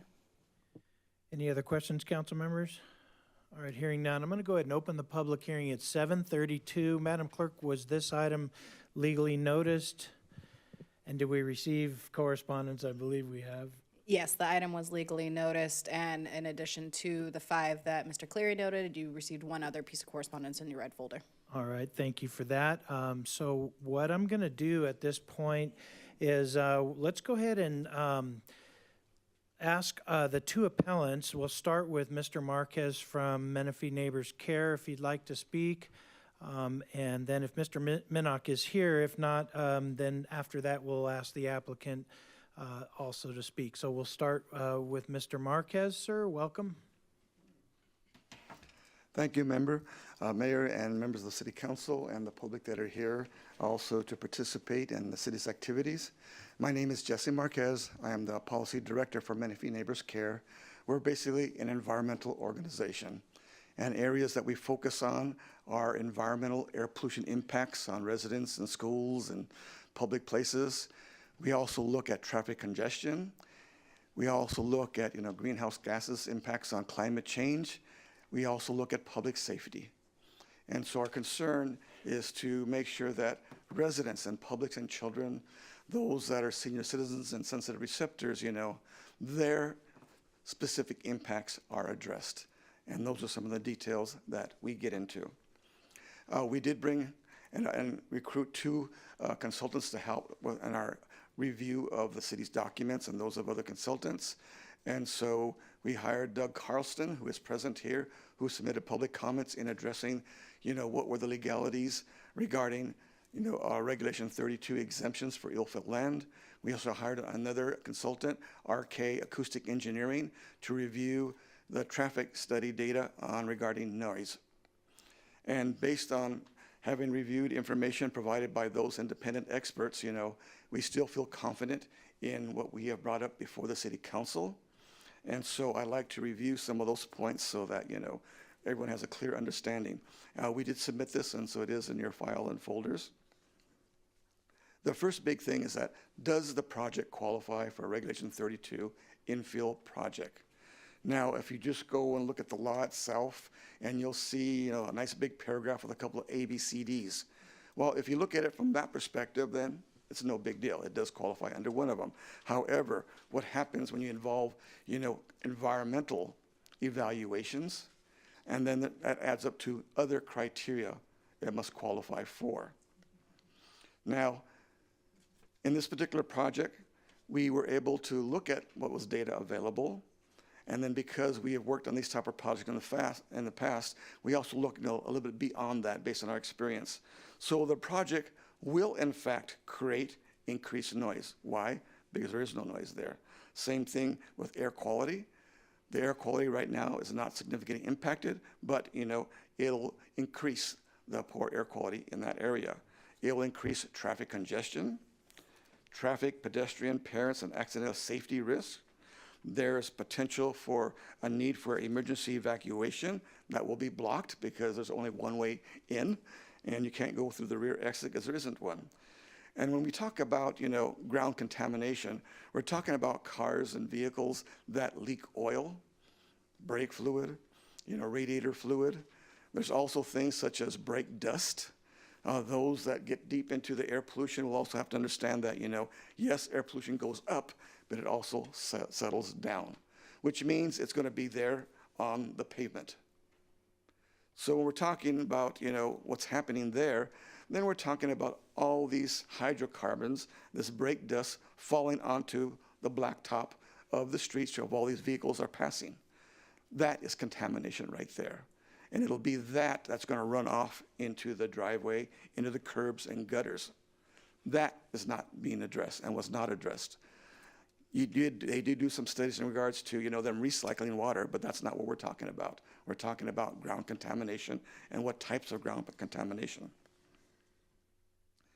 When we talked about having a proper California Environmental Quality Act CEQA review, it is a very extensive document. And the purpose it exists for is to make sure that decision makers and the public are aware of all potential impacts. And there is, in fact, a checklist that you can go by that you did do this, this, this, and this. And that type of report or that type of review and study was not performed. There were certain things that were examined, but not in the context of complying with the CEQA requirements, because you can't make a good judgment when you don't even have the basic data to be able to review to see does it or does it not qualify. And that's one of the issues that we have. Information that was used and studies that were done in the past that were referenced were over 10 years old. Well, when a project and impacts are over 10 years old, many things have changed. In the case of Menifee, population increased significantly. Vehicle traffic increased significantly. Traffic congestion increased significantly. And these are types of things that, the report and study should have gone back and bring it up to date as to what were the actual facts under today's consideration. There were also changes in the original master plan and development for certain types of business that never had happened. They never came to fruition. So again, there needs to be review of the change of business because it was approved based on these types of businesses that did not happen.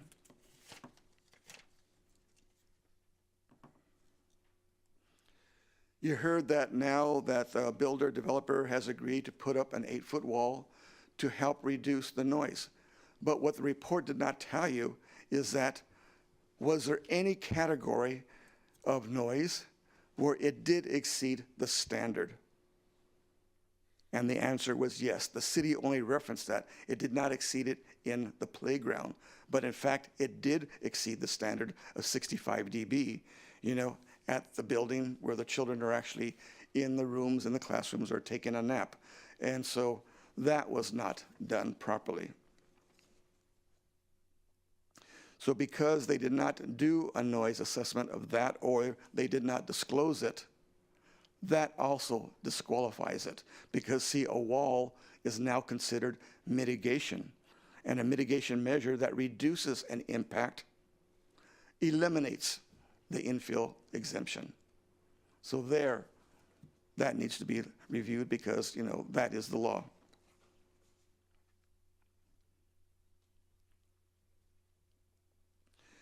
When we're talking about increases, regardless of they're small here or there, there's another aspect of the law and quality evaluations and assessments in that there is a cumulative impact.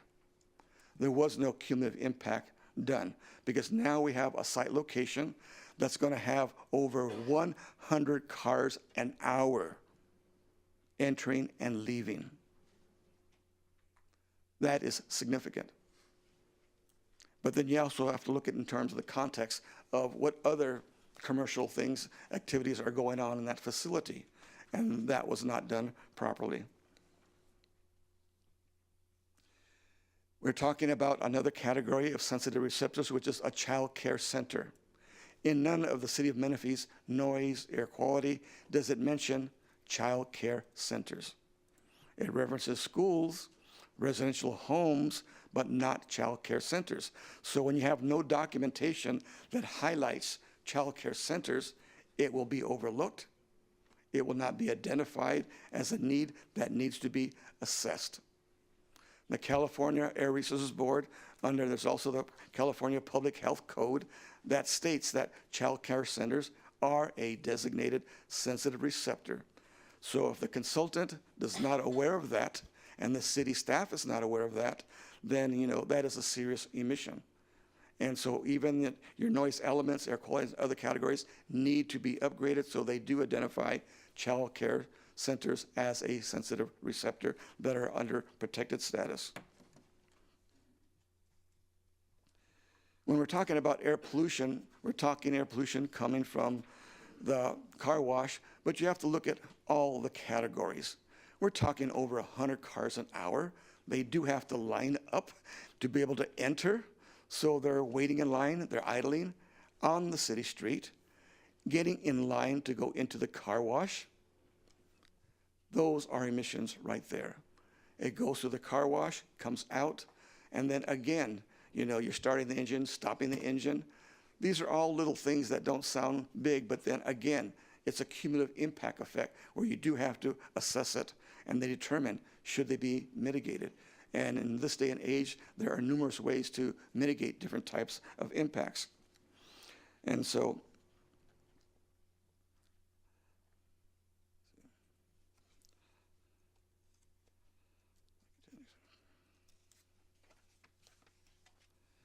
one of our consultants who could not be in attendance, and I did include their review of the traffic studies and data that was a part of in your decision-making process.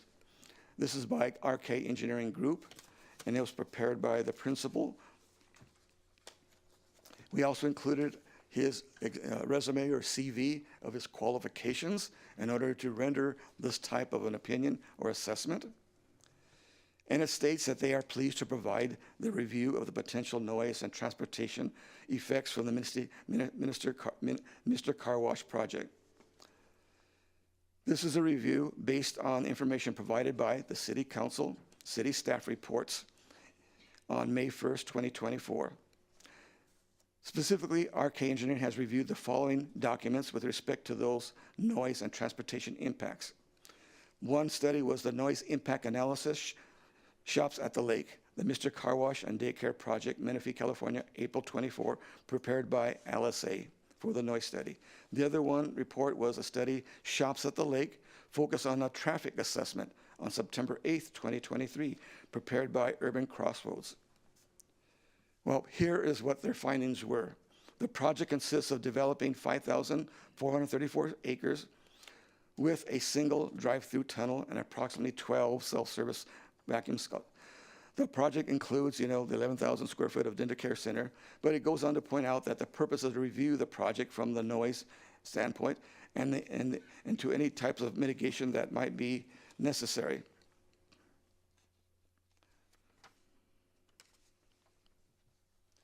So the following comments are now provided with regards to the noise study.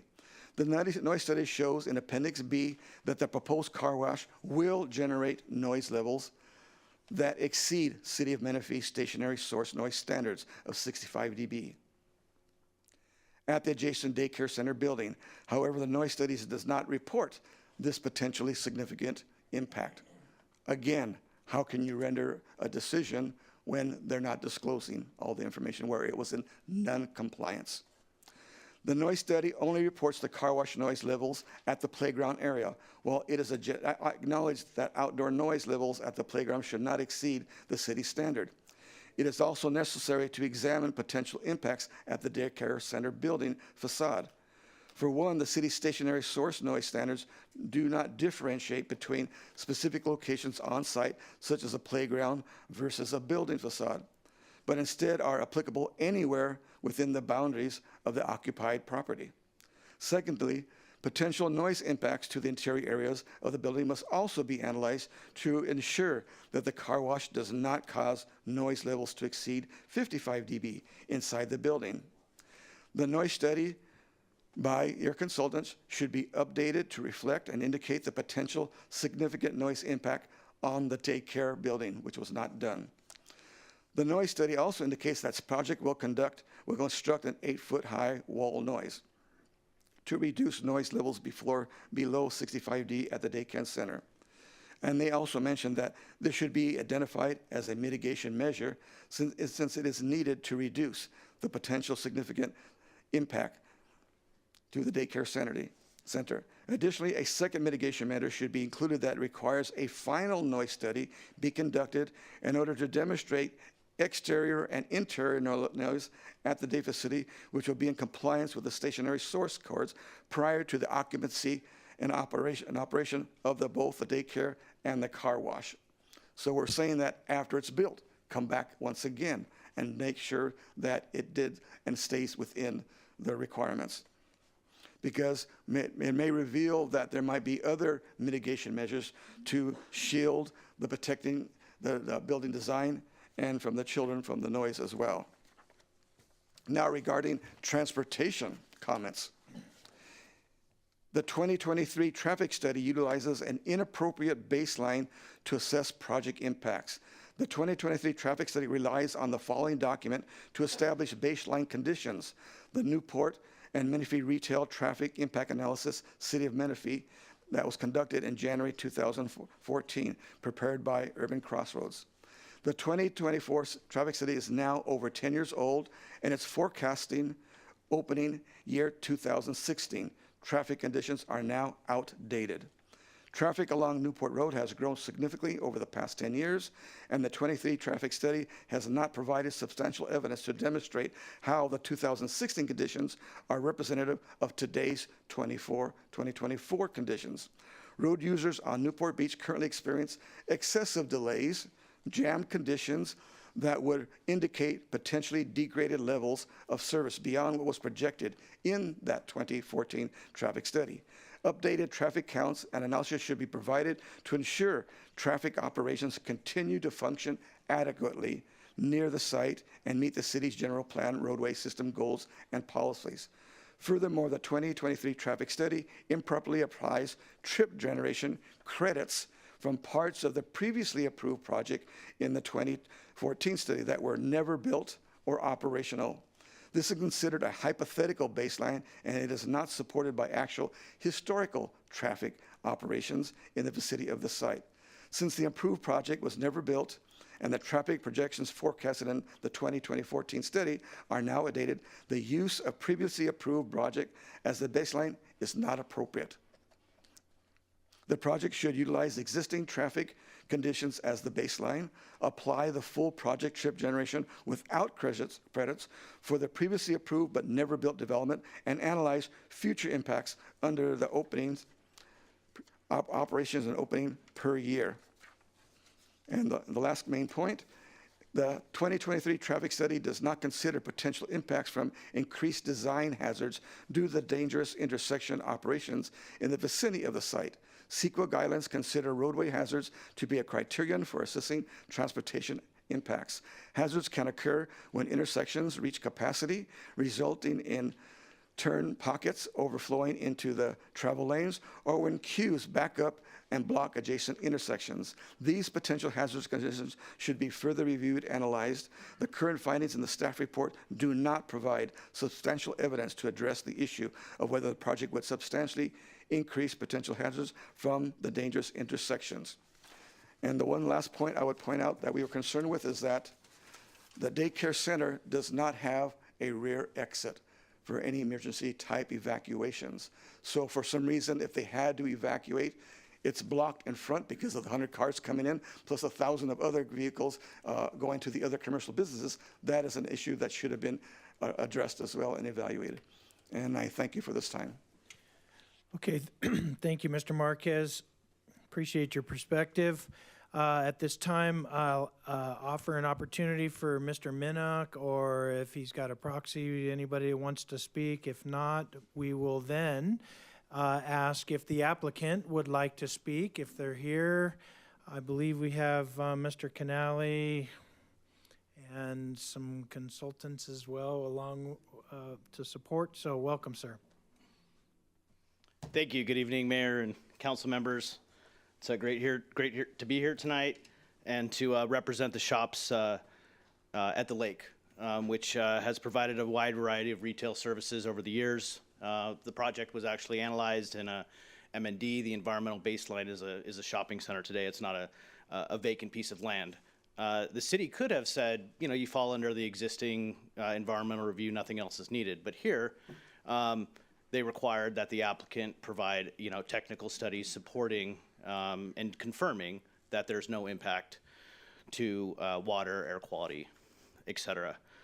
So, you know, the standard of review when you're using an exemption is simply whether the city has substantial evidence supporting its findings.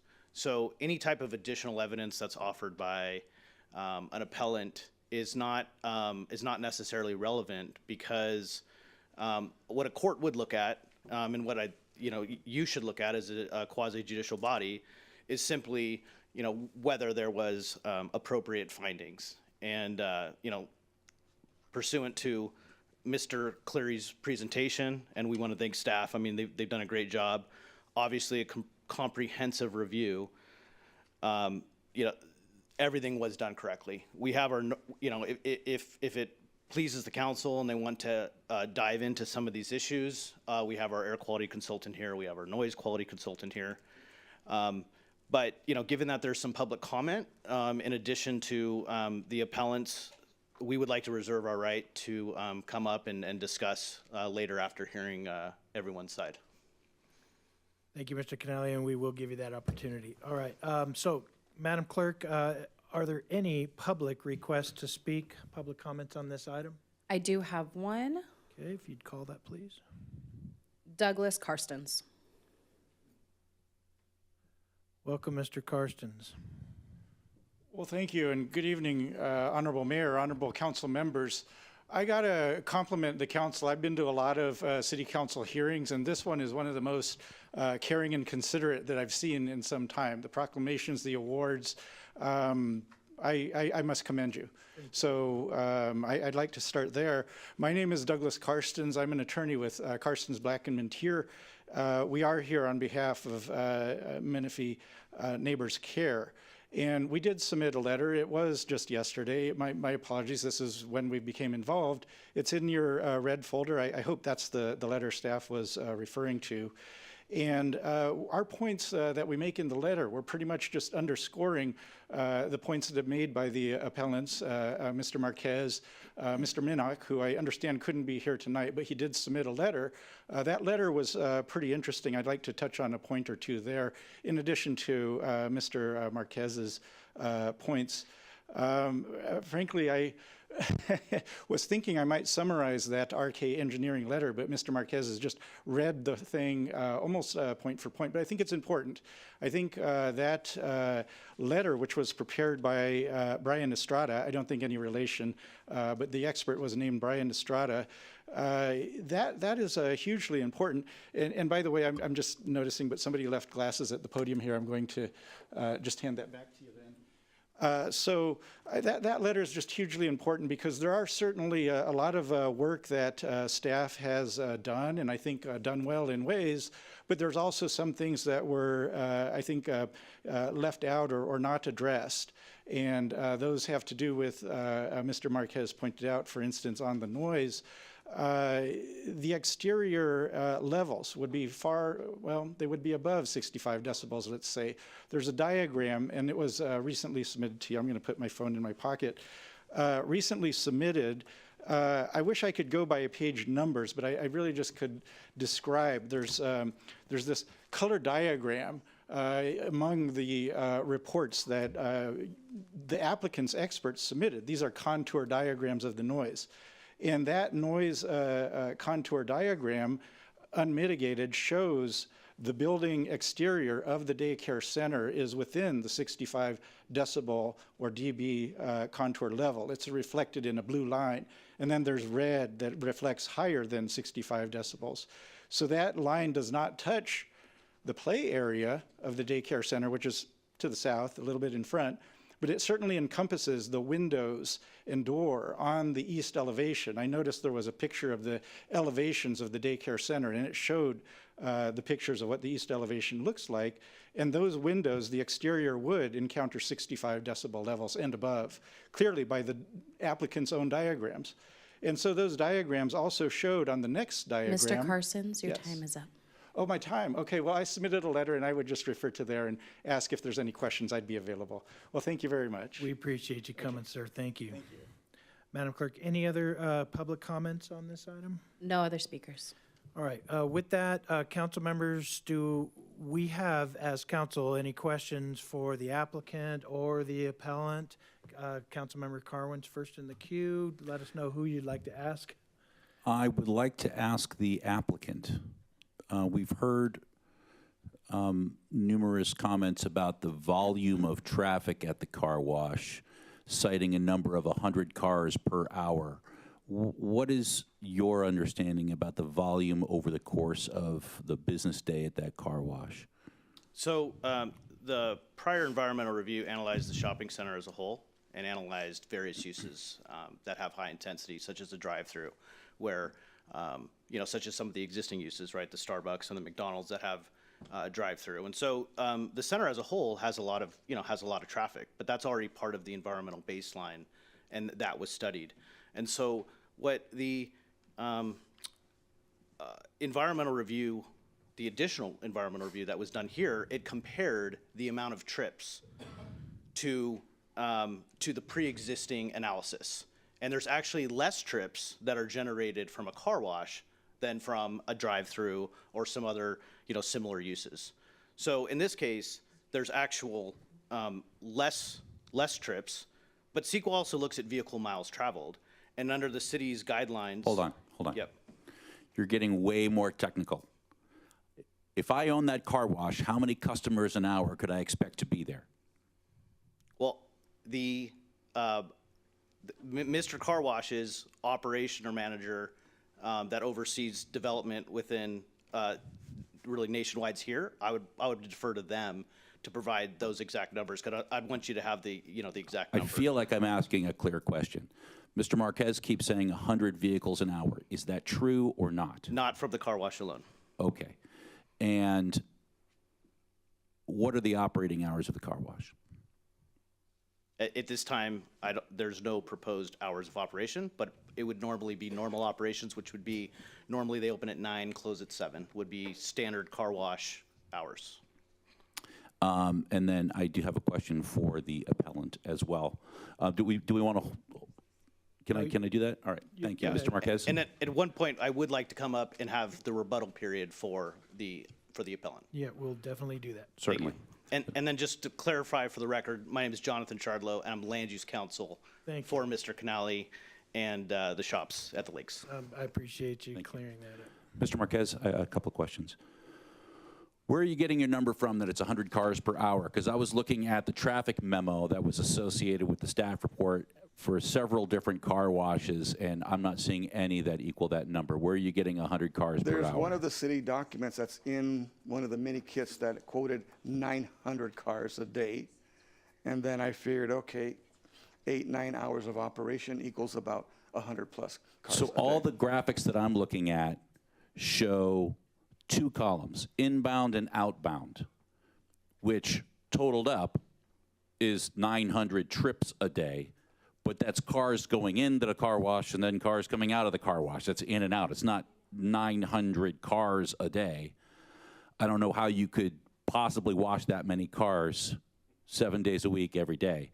So I was just wondering if you could cite for me where you're getting that number from that you keep repeating over and over and over again and relying on it and want us to rely on. Can you point to me where it says 100 cars per day, per hour at that car wash? We took the 900 number. Where am I finding that? What document are you looking at so I can look at it?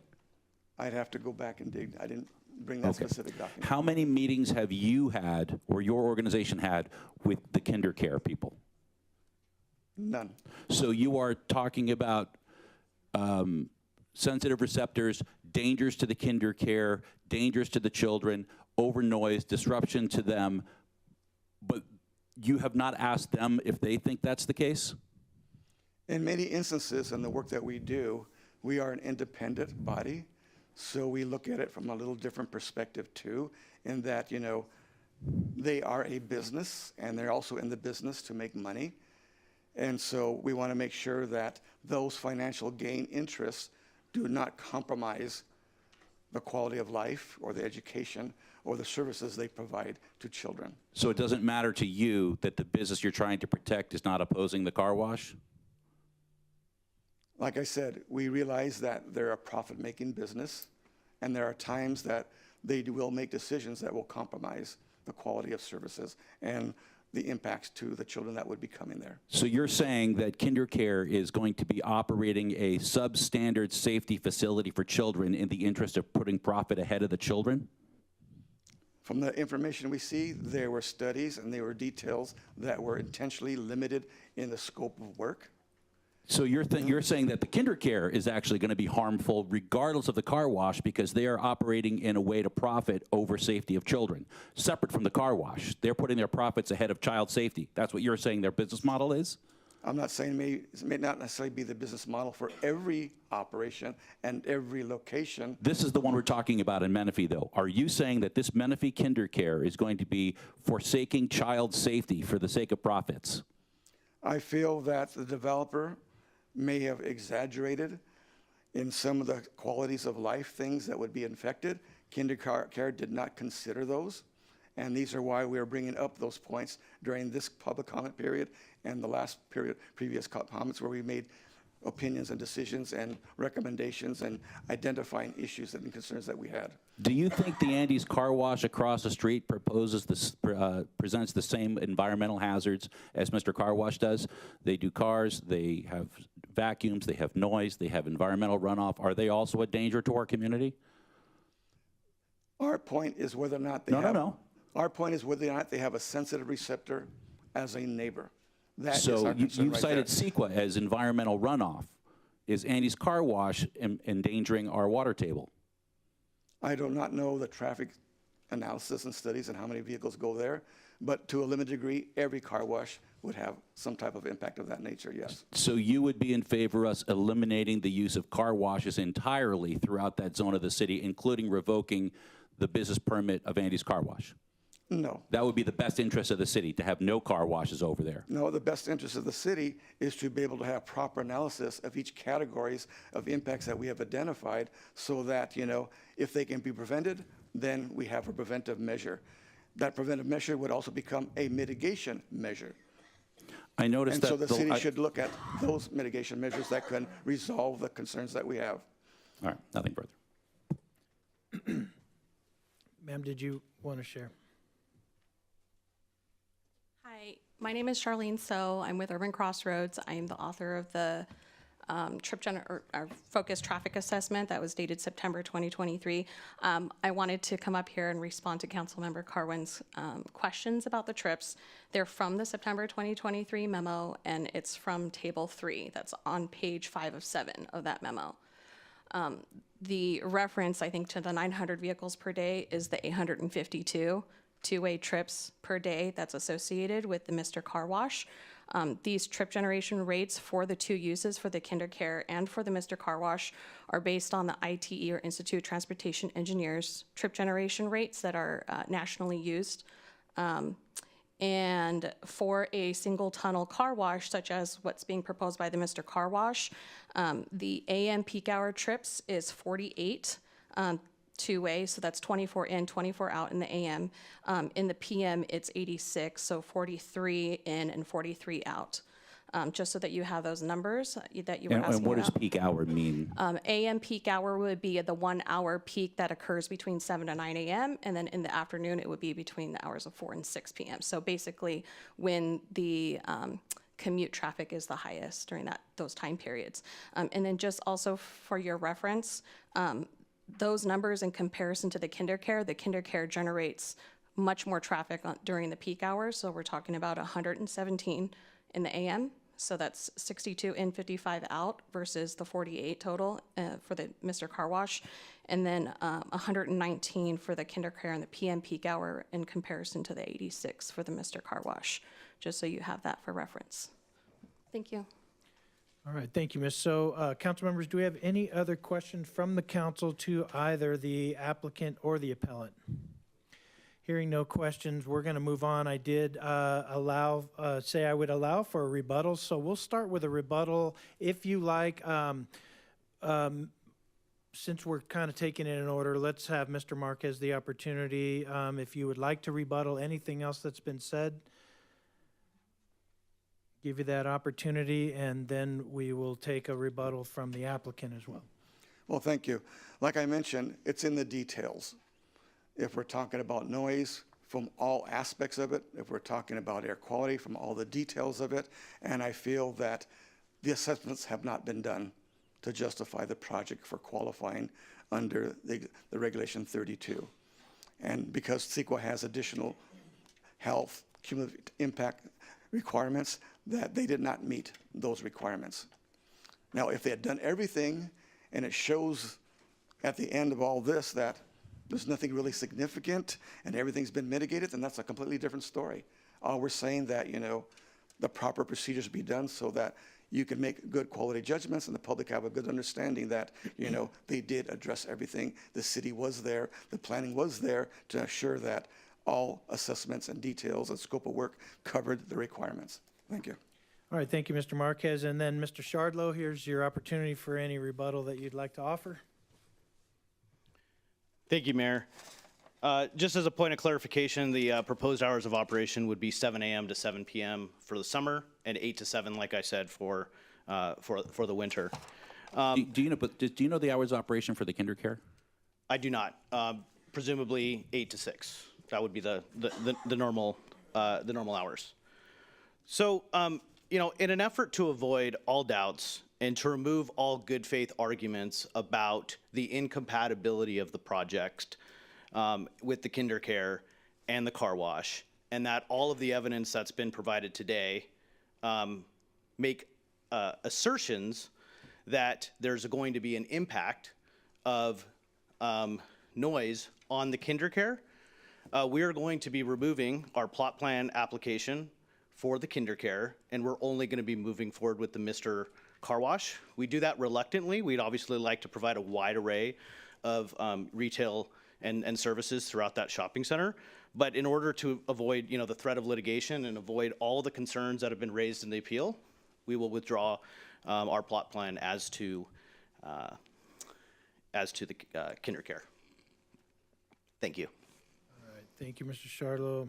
I'm just noting what you just said here.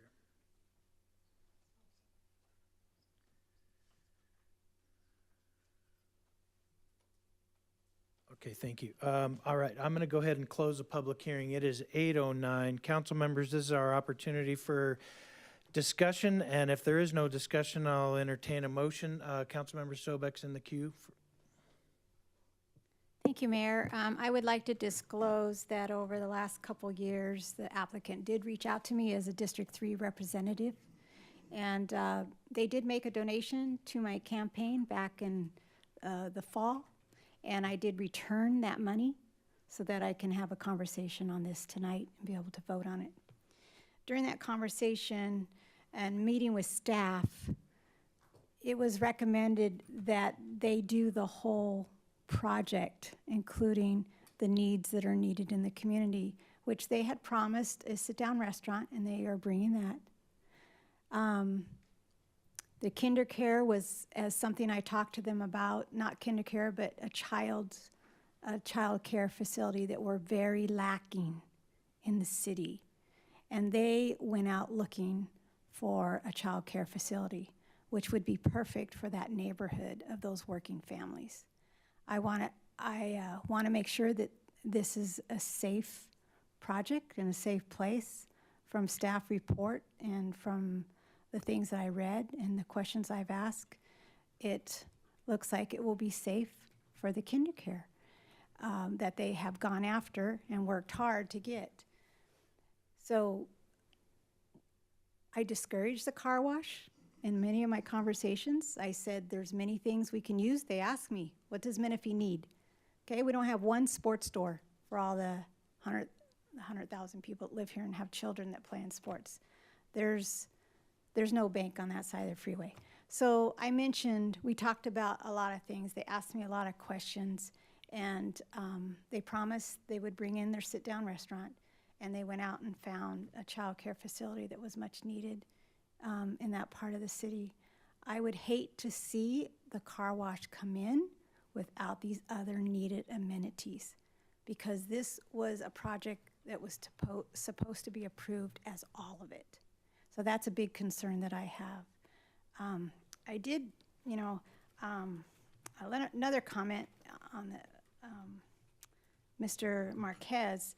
I was just kind of surprised me. I got this on my porch yesterday from your organization, and I was like, wow.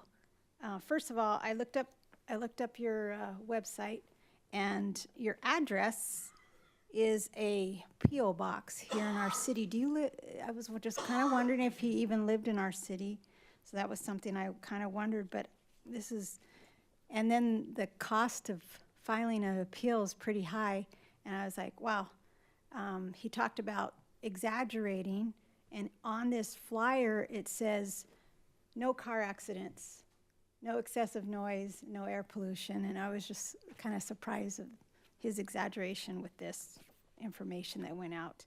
Also, when they were going to bring in the car wash, we had a meeting with staff, and I wanted to know if there's a need in the city, because I really didn't want the car wash, but it's an allowed use.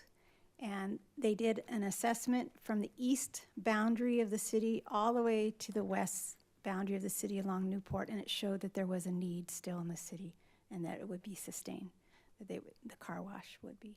So mainly I wanted to just share that information with my council members and disclose that I had met with the client and returned their money to them.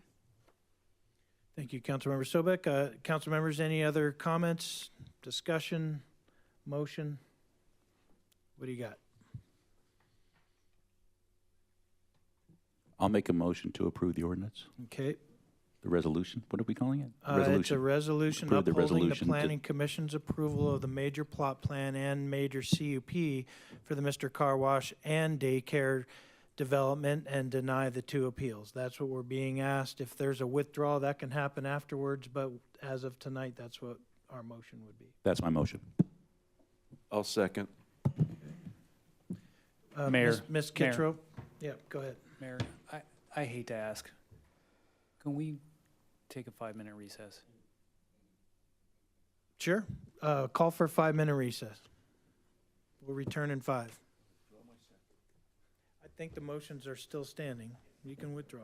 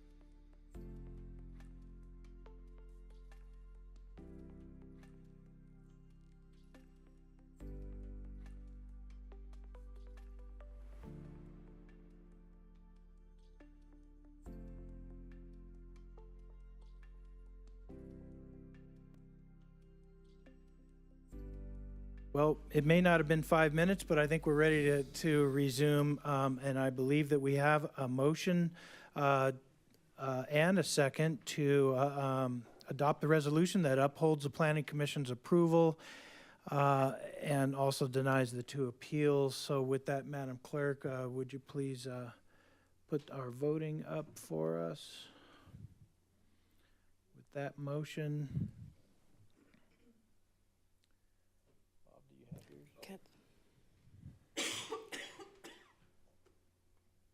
Okay, and that passed 4-1 with Councilman Estrada dissenting, and so we will now move on to item 11.2. This is Community Development Block Grant for Program 2425 Annual Action Plan, and I believe Ms. Kitzrow is going to be presenting.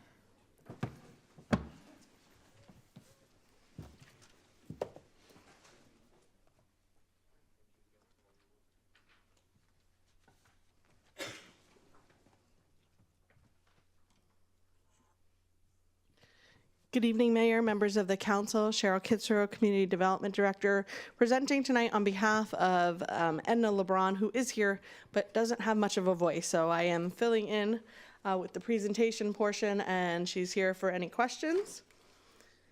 So tonight we are looking at the Annual Action Plan, Program Year 13 for our Community Development Block Grant Program. As the council is aware, the city of Menifee is an entitlement city and does receive federal funds to manage our CDBG program.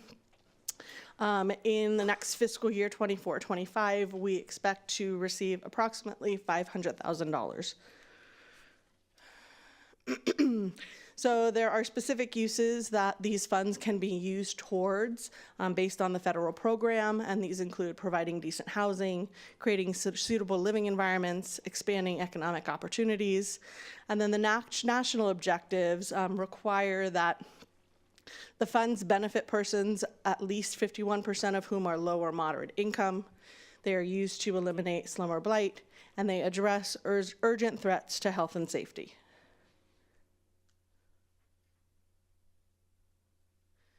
So we approved several years ago now, 2 years ago, a 5-year consolidated plan where we did significant outreach to the community and identified 6 priority needs that help us define where we allocate our funds. These are listed here on the slide.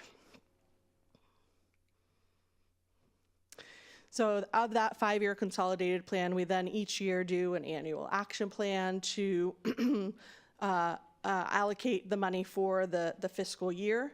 And these are the 5 categories that those funds are allocated towards.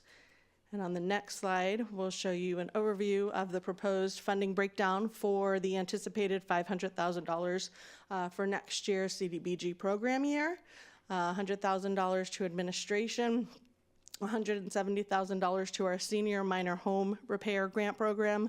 Staff is recommending $20,000 more than we've done in years past because we do have a significant wait list for that program. It's very popular, and as construction costs increase, we are unable to do as many projects as we had done in the past because each project is costing more to complete it. So we're asking and recommending more money for that program to help more of our senior residents.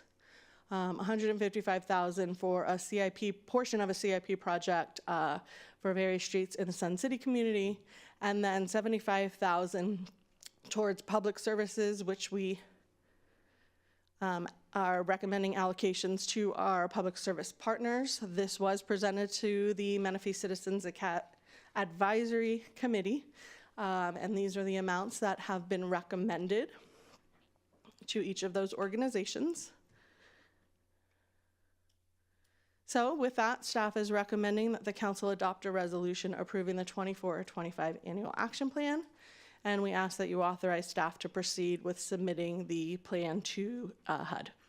With that, Edna and I are both available for questions. All right, thank you, Ms. Kitzrow. Council members, do we have any questions? We're not discussing yet. Councilmember Sobek, question? Oh, I'm sorry, your light was on. Councilmember Estrada, question? Yes, Ms. Kitzrow, I noticed in the draft document I just wanted to give a heads up. I noticed on page 2 it said the infrastructure was going to Sun City, but on page 34 it said Romo Land. So I just think it would be good if we clarify that up. And my question was, do we have a list? I didn't see any streets listed in the staff report. Do we know which streets in Sun City were being recommended?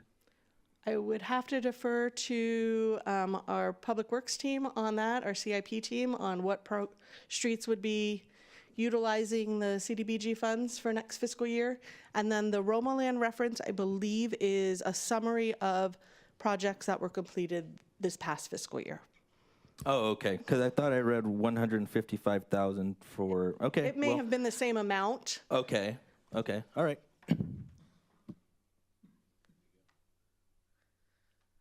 I think Mr. Fiddler went to go see if Carlos is available.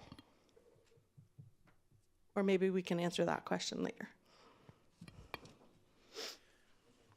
All right. Thank you. All right, so just so everybody knows, my system here is flashing, but I got no names, and so I don't know who all is in the queue, but I'll assume Mayor Pro Tem's in the queue. Lisa, are you in the queue? You're not. Just a quick question. You have the $170,000 for minor home rehabilitation grant program, and then at the same time, Habitat for Humanity is doing minor exterior home maintenance. What's the difference between those? Good evening, Honorable Mayor, council members. I'm sorry, maybe I shouldn't have. It's okay.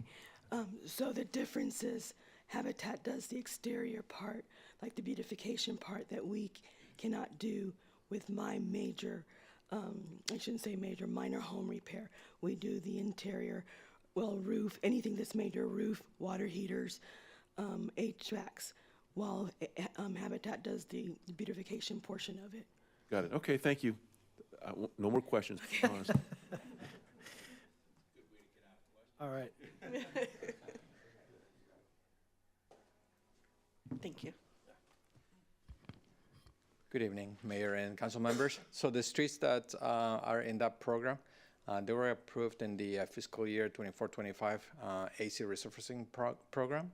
And those streets are Campbell Street, Benton Street, Embassy Street, and Inverry Street, all up in the Sun City area. And that area is eligible for to use CDBG funds.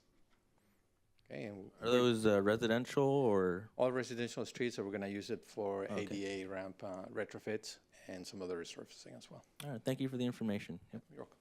Any other questions, council members? All right, hearing none, I'm going to open the public hearing. It's 8:25. Madam Clerk, was this legally noticed, and do we have any correspondence on this agenda item? The item was legally noticed and no correspondence has been received. All right, and do we have any requests to speak from the public? We do. We have 2 speakers. Okay. Don Smith, followed by Lynn Kelly Leonard. All right, welcome, Ms. Smith.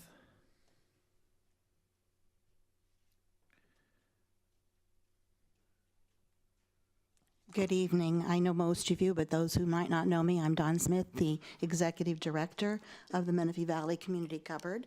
And I wanted just to come tonight to, we appreciate the recommendation of staff, or the award to the cupboard, and I wanted to share how the CDB funds are helping the community through the community cupboard.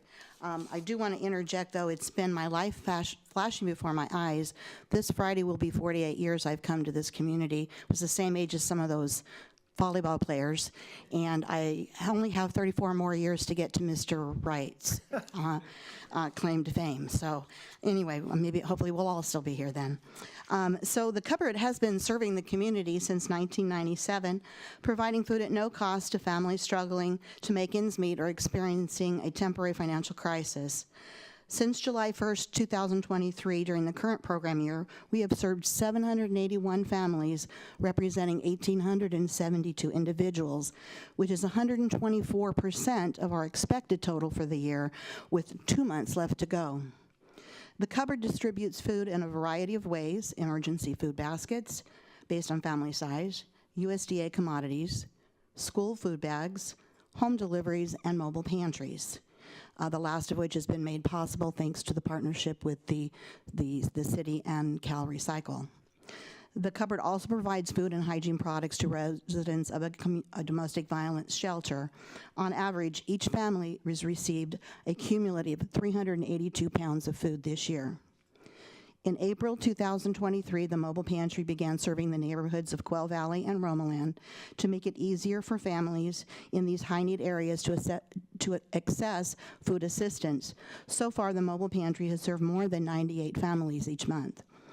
The cupboard will leverage the CDBG grant with other government and corporate grants, private monetary donations, thrift shop revenues, and our signature fundraising event, Celebrity Karaoke, so please save September 27th, and our largest food source, in-kind donations through food retailers, private donations, church collections, and major food drives, one of which being the largest, the National Letter Carriers Food Drive, is on May 11th, and we seriously do need volunteers to help with that. I do have a flyer in the back. They can contact the cupboard if they would like to volunteer. The CDBG funds will be used to pay our site rent for the program and allow us to stay open 5 days a week and use other monetary donations and grants to purchase food for school bag programs, as well as eggs and other foods to supplement food donations and ensure nutritional balance. So those are my formal comments. If there's any questions about the cupboard, I'd be happy to answer them. All right, thank you, Don. We appreciate you coming and speaking. Anything for Ms. Smith? All right, hearing none, thank you. Hey, Don, real fast, can you announce Celebrity Karaoke? What's the date? September 27th, and I think we have several members of the council that we're expecting to see there, so remember, September 27th. We will be at Wilson Creek Winery this year, and it's going to be a lot of fun, as it always is. 19th annual. All right, thank you. Hey, Ms. Smith, do we know the theme? Yes, we do. It's called California Dreamin' Menifee, and you were looking at the California sound as our theme, anything from the Boys, Mamas and Papas, the Eagles, stuff like that. Some people are getting a little creative with the theme, but the big deal is come in your best luau attire because it's totally casual. All right. All 5 of us are singing. All right, and I believe you said Ms. Keller's next, is that right? Yes. Welcome. Thank you. Good evening, Mayor Zimmerman and members of the council and staff. My name is Lynn Kelly Lehner, and I am the Director of Advocacy and Government Relations at Habitat for Humanity Inland Valley. Our CEO, Tammy Marine, wanted to be here tonight. She apologizes she cannot be here. She had prior commitments. I am here tonight to thank you for your consideration for continued CDBG funding for our A Brush with Kindness program and the work that we do in conjunction with Menifee Better Together. Since we started working in Menifee in 2014, we've completed almost 400 projects. We serve the community year-round, not just through Menifee Better Together. And this past weekend, though, with the assistance of amazing volunteers, close to 600 of them, we completed yard work and painting projects on 16 senior homes. In addition to CDBG funds, we leverage resources from private donors, other public funding, fundraising events, and profits from our restores to serve your community. Thank you again, Council, for your continued support, especially Councilmember Sobek for your leadership and vision for Menifee Better Together. Thank you also to staff, especially Edna and Chelsea, feel better, Edna, and Chelsea and Community Services for your guidance. We look forward to the continued partnership and continuing to do work in the community. I'm available if you have any questions. All right, Ms. Lehner, thank you for taking your time tonight. We appreciate it. Anybody have anything? All right, hearing none. Madam Clerk, do we have any other speakers on this item? No other speakers. All right, I'm going to close the public hearing. It's 8:31. Council members, we have any discussion, or can I get a motion to adopt the resolution approving the city's CDBG annual action plan for 24-25? So moved. Okay. I'll second. All right, let's do our voting. Thank you, guys.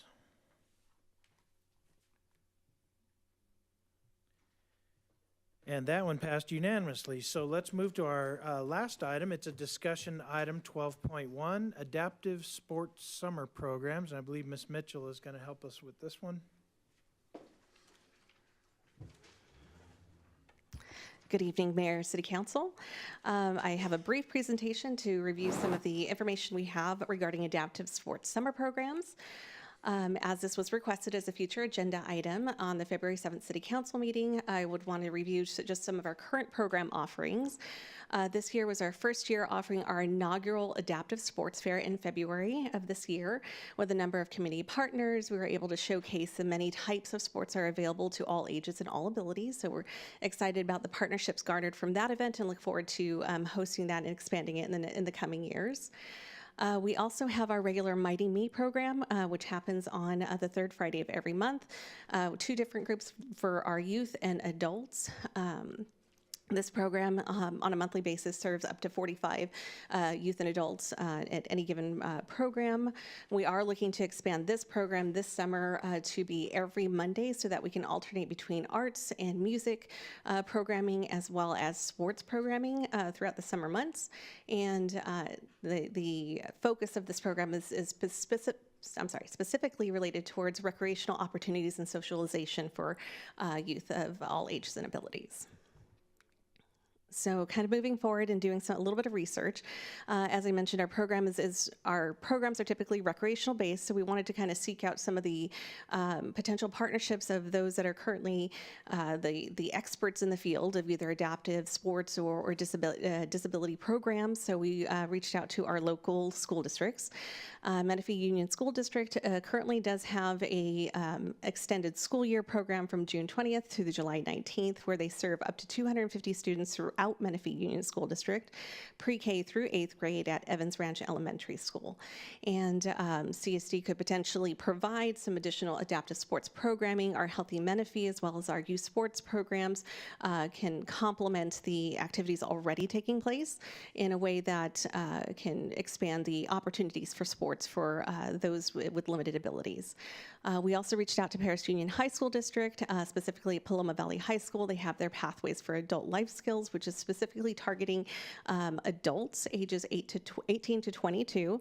They do have programming that takes place at the high school from June 11th to July 11th, and through preliminary discussions, a collaboration hasn't yet been determined, but they are open to working with us again, capitalizing on our experience with Healthy Menifee and the Adaptive Sports Fair and any type of potential partnerships.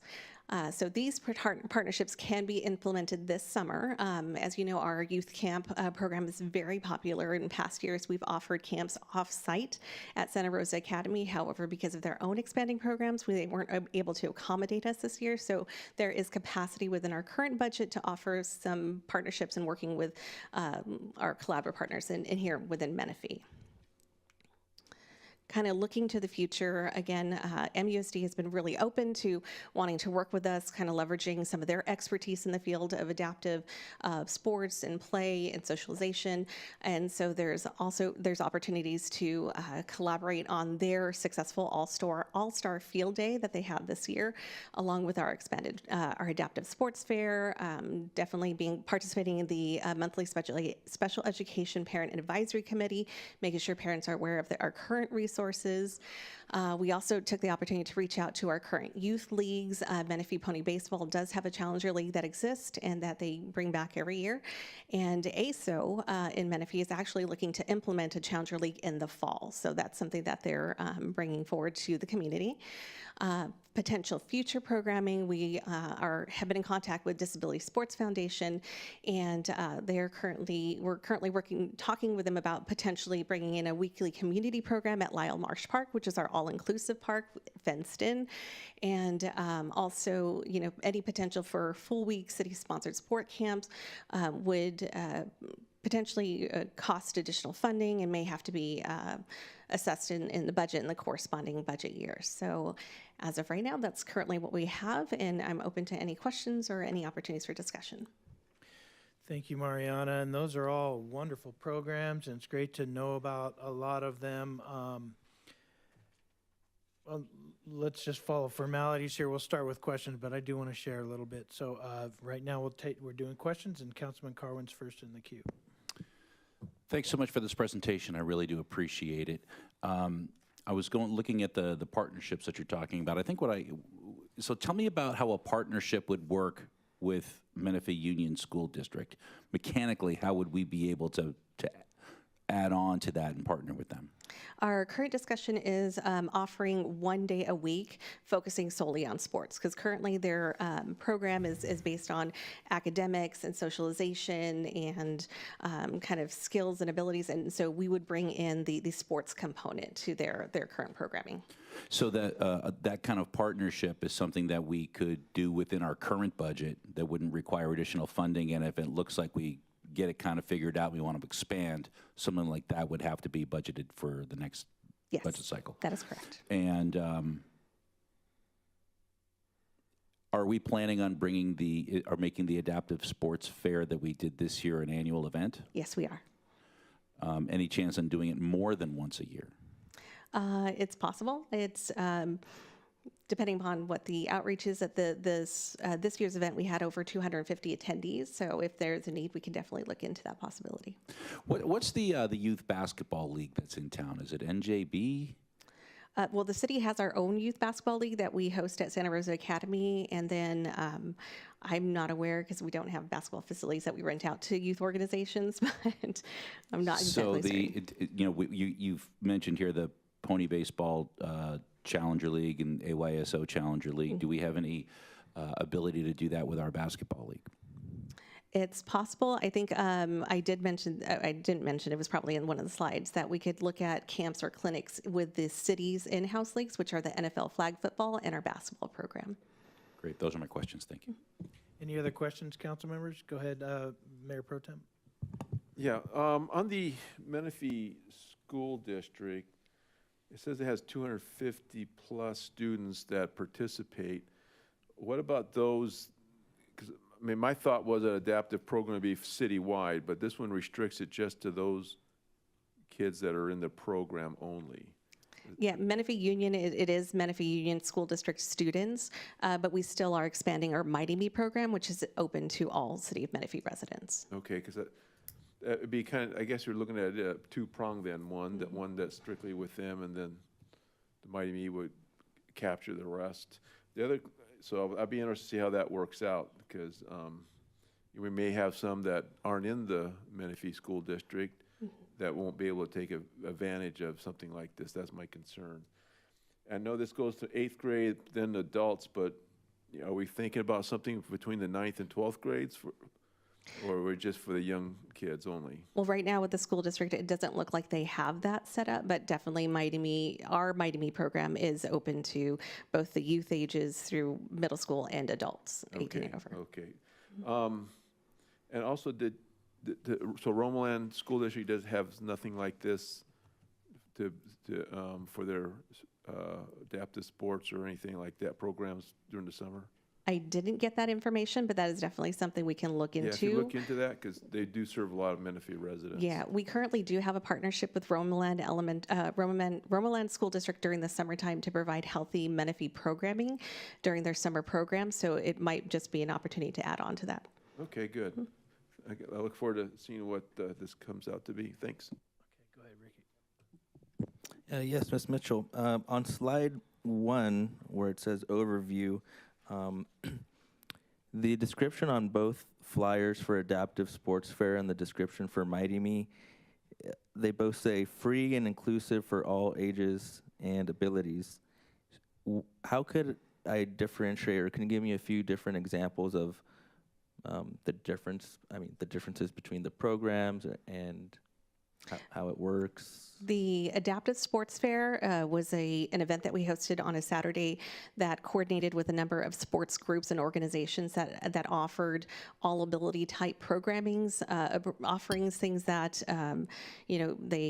we had somebody bring out the wheelchairs for people to kind of use and experience. We had USTA, which is the tennis group, that came out and provided opportunities for people to see how to adjust existing sports so that all people of all ages and abilities can participate. Whereas Mighty Me is focusing specifically on the socialization skills, giving people our youth and adults with disabilities to engage with one another, socialize, and kind of get out and about in a recreational capacity. So it's kind of the difference between the two. Okay, thank you. Mm-hmm. And Councilmember Sobek. Thank you, Mayor. Thank you for providing this information. I know Councilmember Carwin asked for it. Do we know, or has there been an assessment survey in the city to see the needs of adapted sports or special needs and the age groups? Do we know what type of population we have here? It was something that was surveyed as a part of the Parks Master Plan update. I'm not certain if it didn't exactly drill down into the age groups or the population, just the fact that there was a need and an interest for having these opportunities for the public. But I don't have that specific information. So there on is a hand. need and an interest from the Yes. community. Thank you, that's what I wanted to know. So a thought that I had, I know we've talked about adapted sports, but there's some things we already do. Like we do an egg hunt for spring at Easter. And I just know this because of my grandson, the city that he lives in, they offered a special needs egg hunt because of those children in a sensory situation that happens. And it was a separate day and it was quieter, and they had a huge turnout for children. And so just asking community services to maybe look to see what we're already doing and how we can enhance that a little bit to meet that community, and making sure that we are addressing all ages. So those would just be my comments. Okay, that's great feedback. That's a really good suggestion. Madam Clerk, do we have any requests to speak, or did we receive any correspondence on this item? Not tonight. Okay, and I'll just add those high school students, the PALS, Pathways for Adult Life Skills, they come to our history museum once a year, and it's just great. They're wonderful young adults, and I just absolutely love it. And so I hope that we can keep finding opportunities like that that are interesting for them. And I'm glad Councilman Carwin put this on the agenda, because it helped us summarize a lot of the things that are already taking place, and it gave us some good ideas of some new things that we can do as well. So I'm glad that our community services team is looking for every opportunity to enhance the lives of those that are not just developmentally challenged, but are autistic or all abilities, things that we can do that are inclusive of both. So I think that's great. Other thoughts? Yeah, I just want to say that for something like this, because it's brand new and we don't have a lot of information like Councilmember Sobek was asking for, we don't have the specific data, I would like to see us kind of maybe ramp up into it, start with a partnership rather than dive into a whole program, something that's already within our budget, and then we can, from there, learn and see if it needs to be expanded or if it doesn't need to be expanded. So partnering with MUSD as a first step, I think, is an excellent opportunity. And I'll just real quick shout out to Sheila Lawton too of our police team, because she's the one that's kind of champion of that adaptive sports fair that we do at Spirit Park. So it was fun. Yeah, I think Bob played chair volleyball, right? I was on the cover of Menifee Matters with it, yeah. That's where I saw it, yeah. Go ahead, So just Councilmember. one more comment. I did want to mention that March is actually Developmental Disabilities Awareness Month. So you're not singling out any one type of disability. In March, there's just some really, really cool themes that they put out there. So just as a thought. Thank you. And Councilman Estrada in the queue. Yeah, Councilman Carwin, I think this was a good idea, good suggestion you brought to the table. You know, you're trying to reach out to residents who need accommodations. And I think your suggestion of starting off with maybe a pilot program or something small, just get our feet wet and see how it goes, see how the registration numbers go, is a nice, reasonable step in that direction. So, Mariana, do you feel like you got some direction? Yes, I do. Proceed ahead. All right, thank you. Well, let's move on. Mr. City Attorney, do you have anything to report for us? No, Mayor. And Mr. City Manager? No, Mayor. Council members, any future agenda requests? All right, we're going to go ahead and adjourn. It is 8:46. Great meeting, everybody. Thank you all. Have a great night.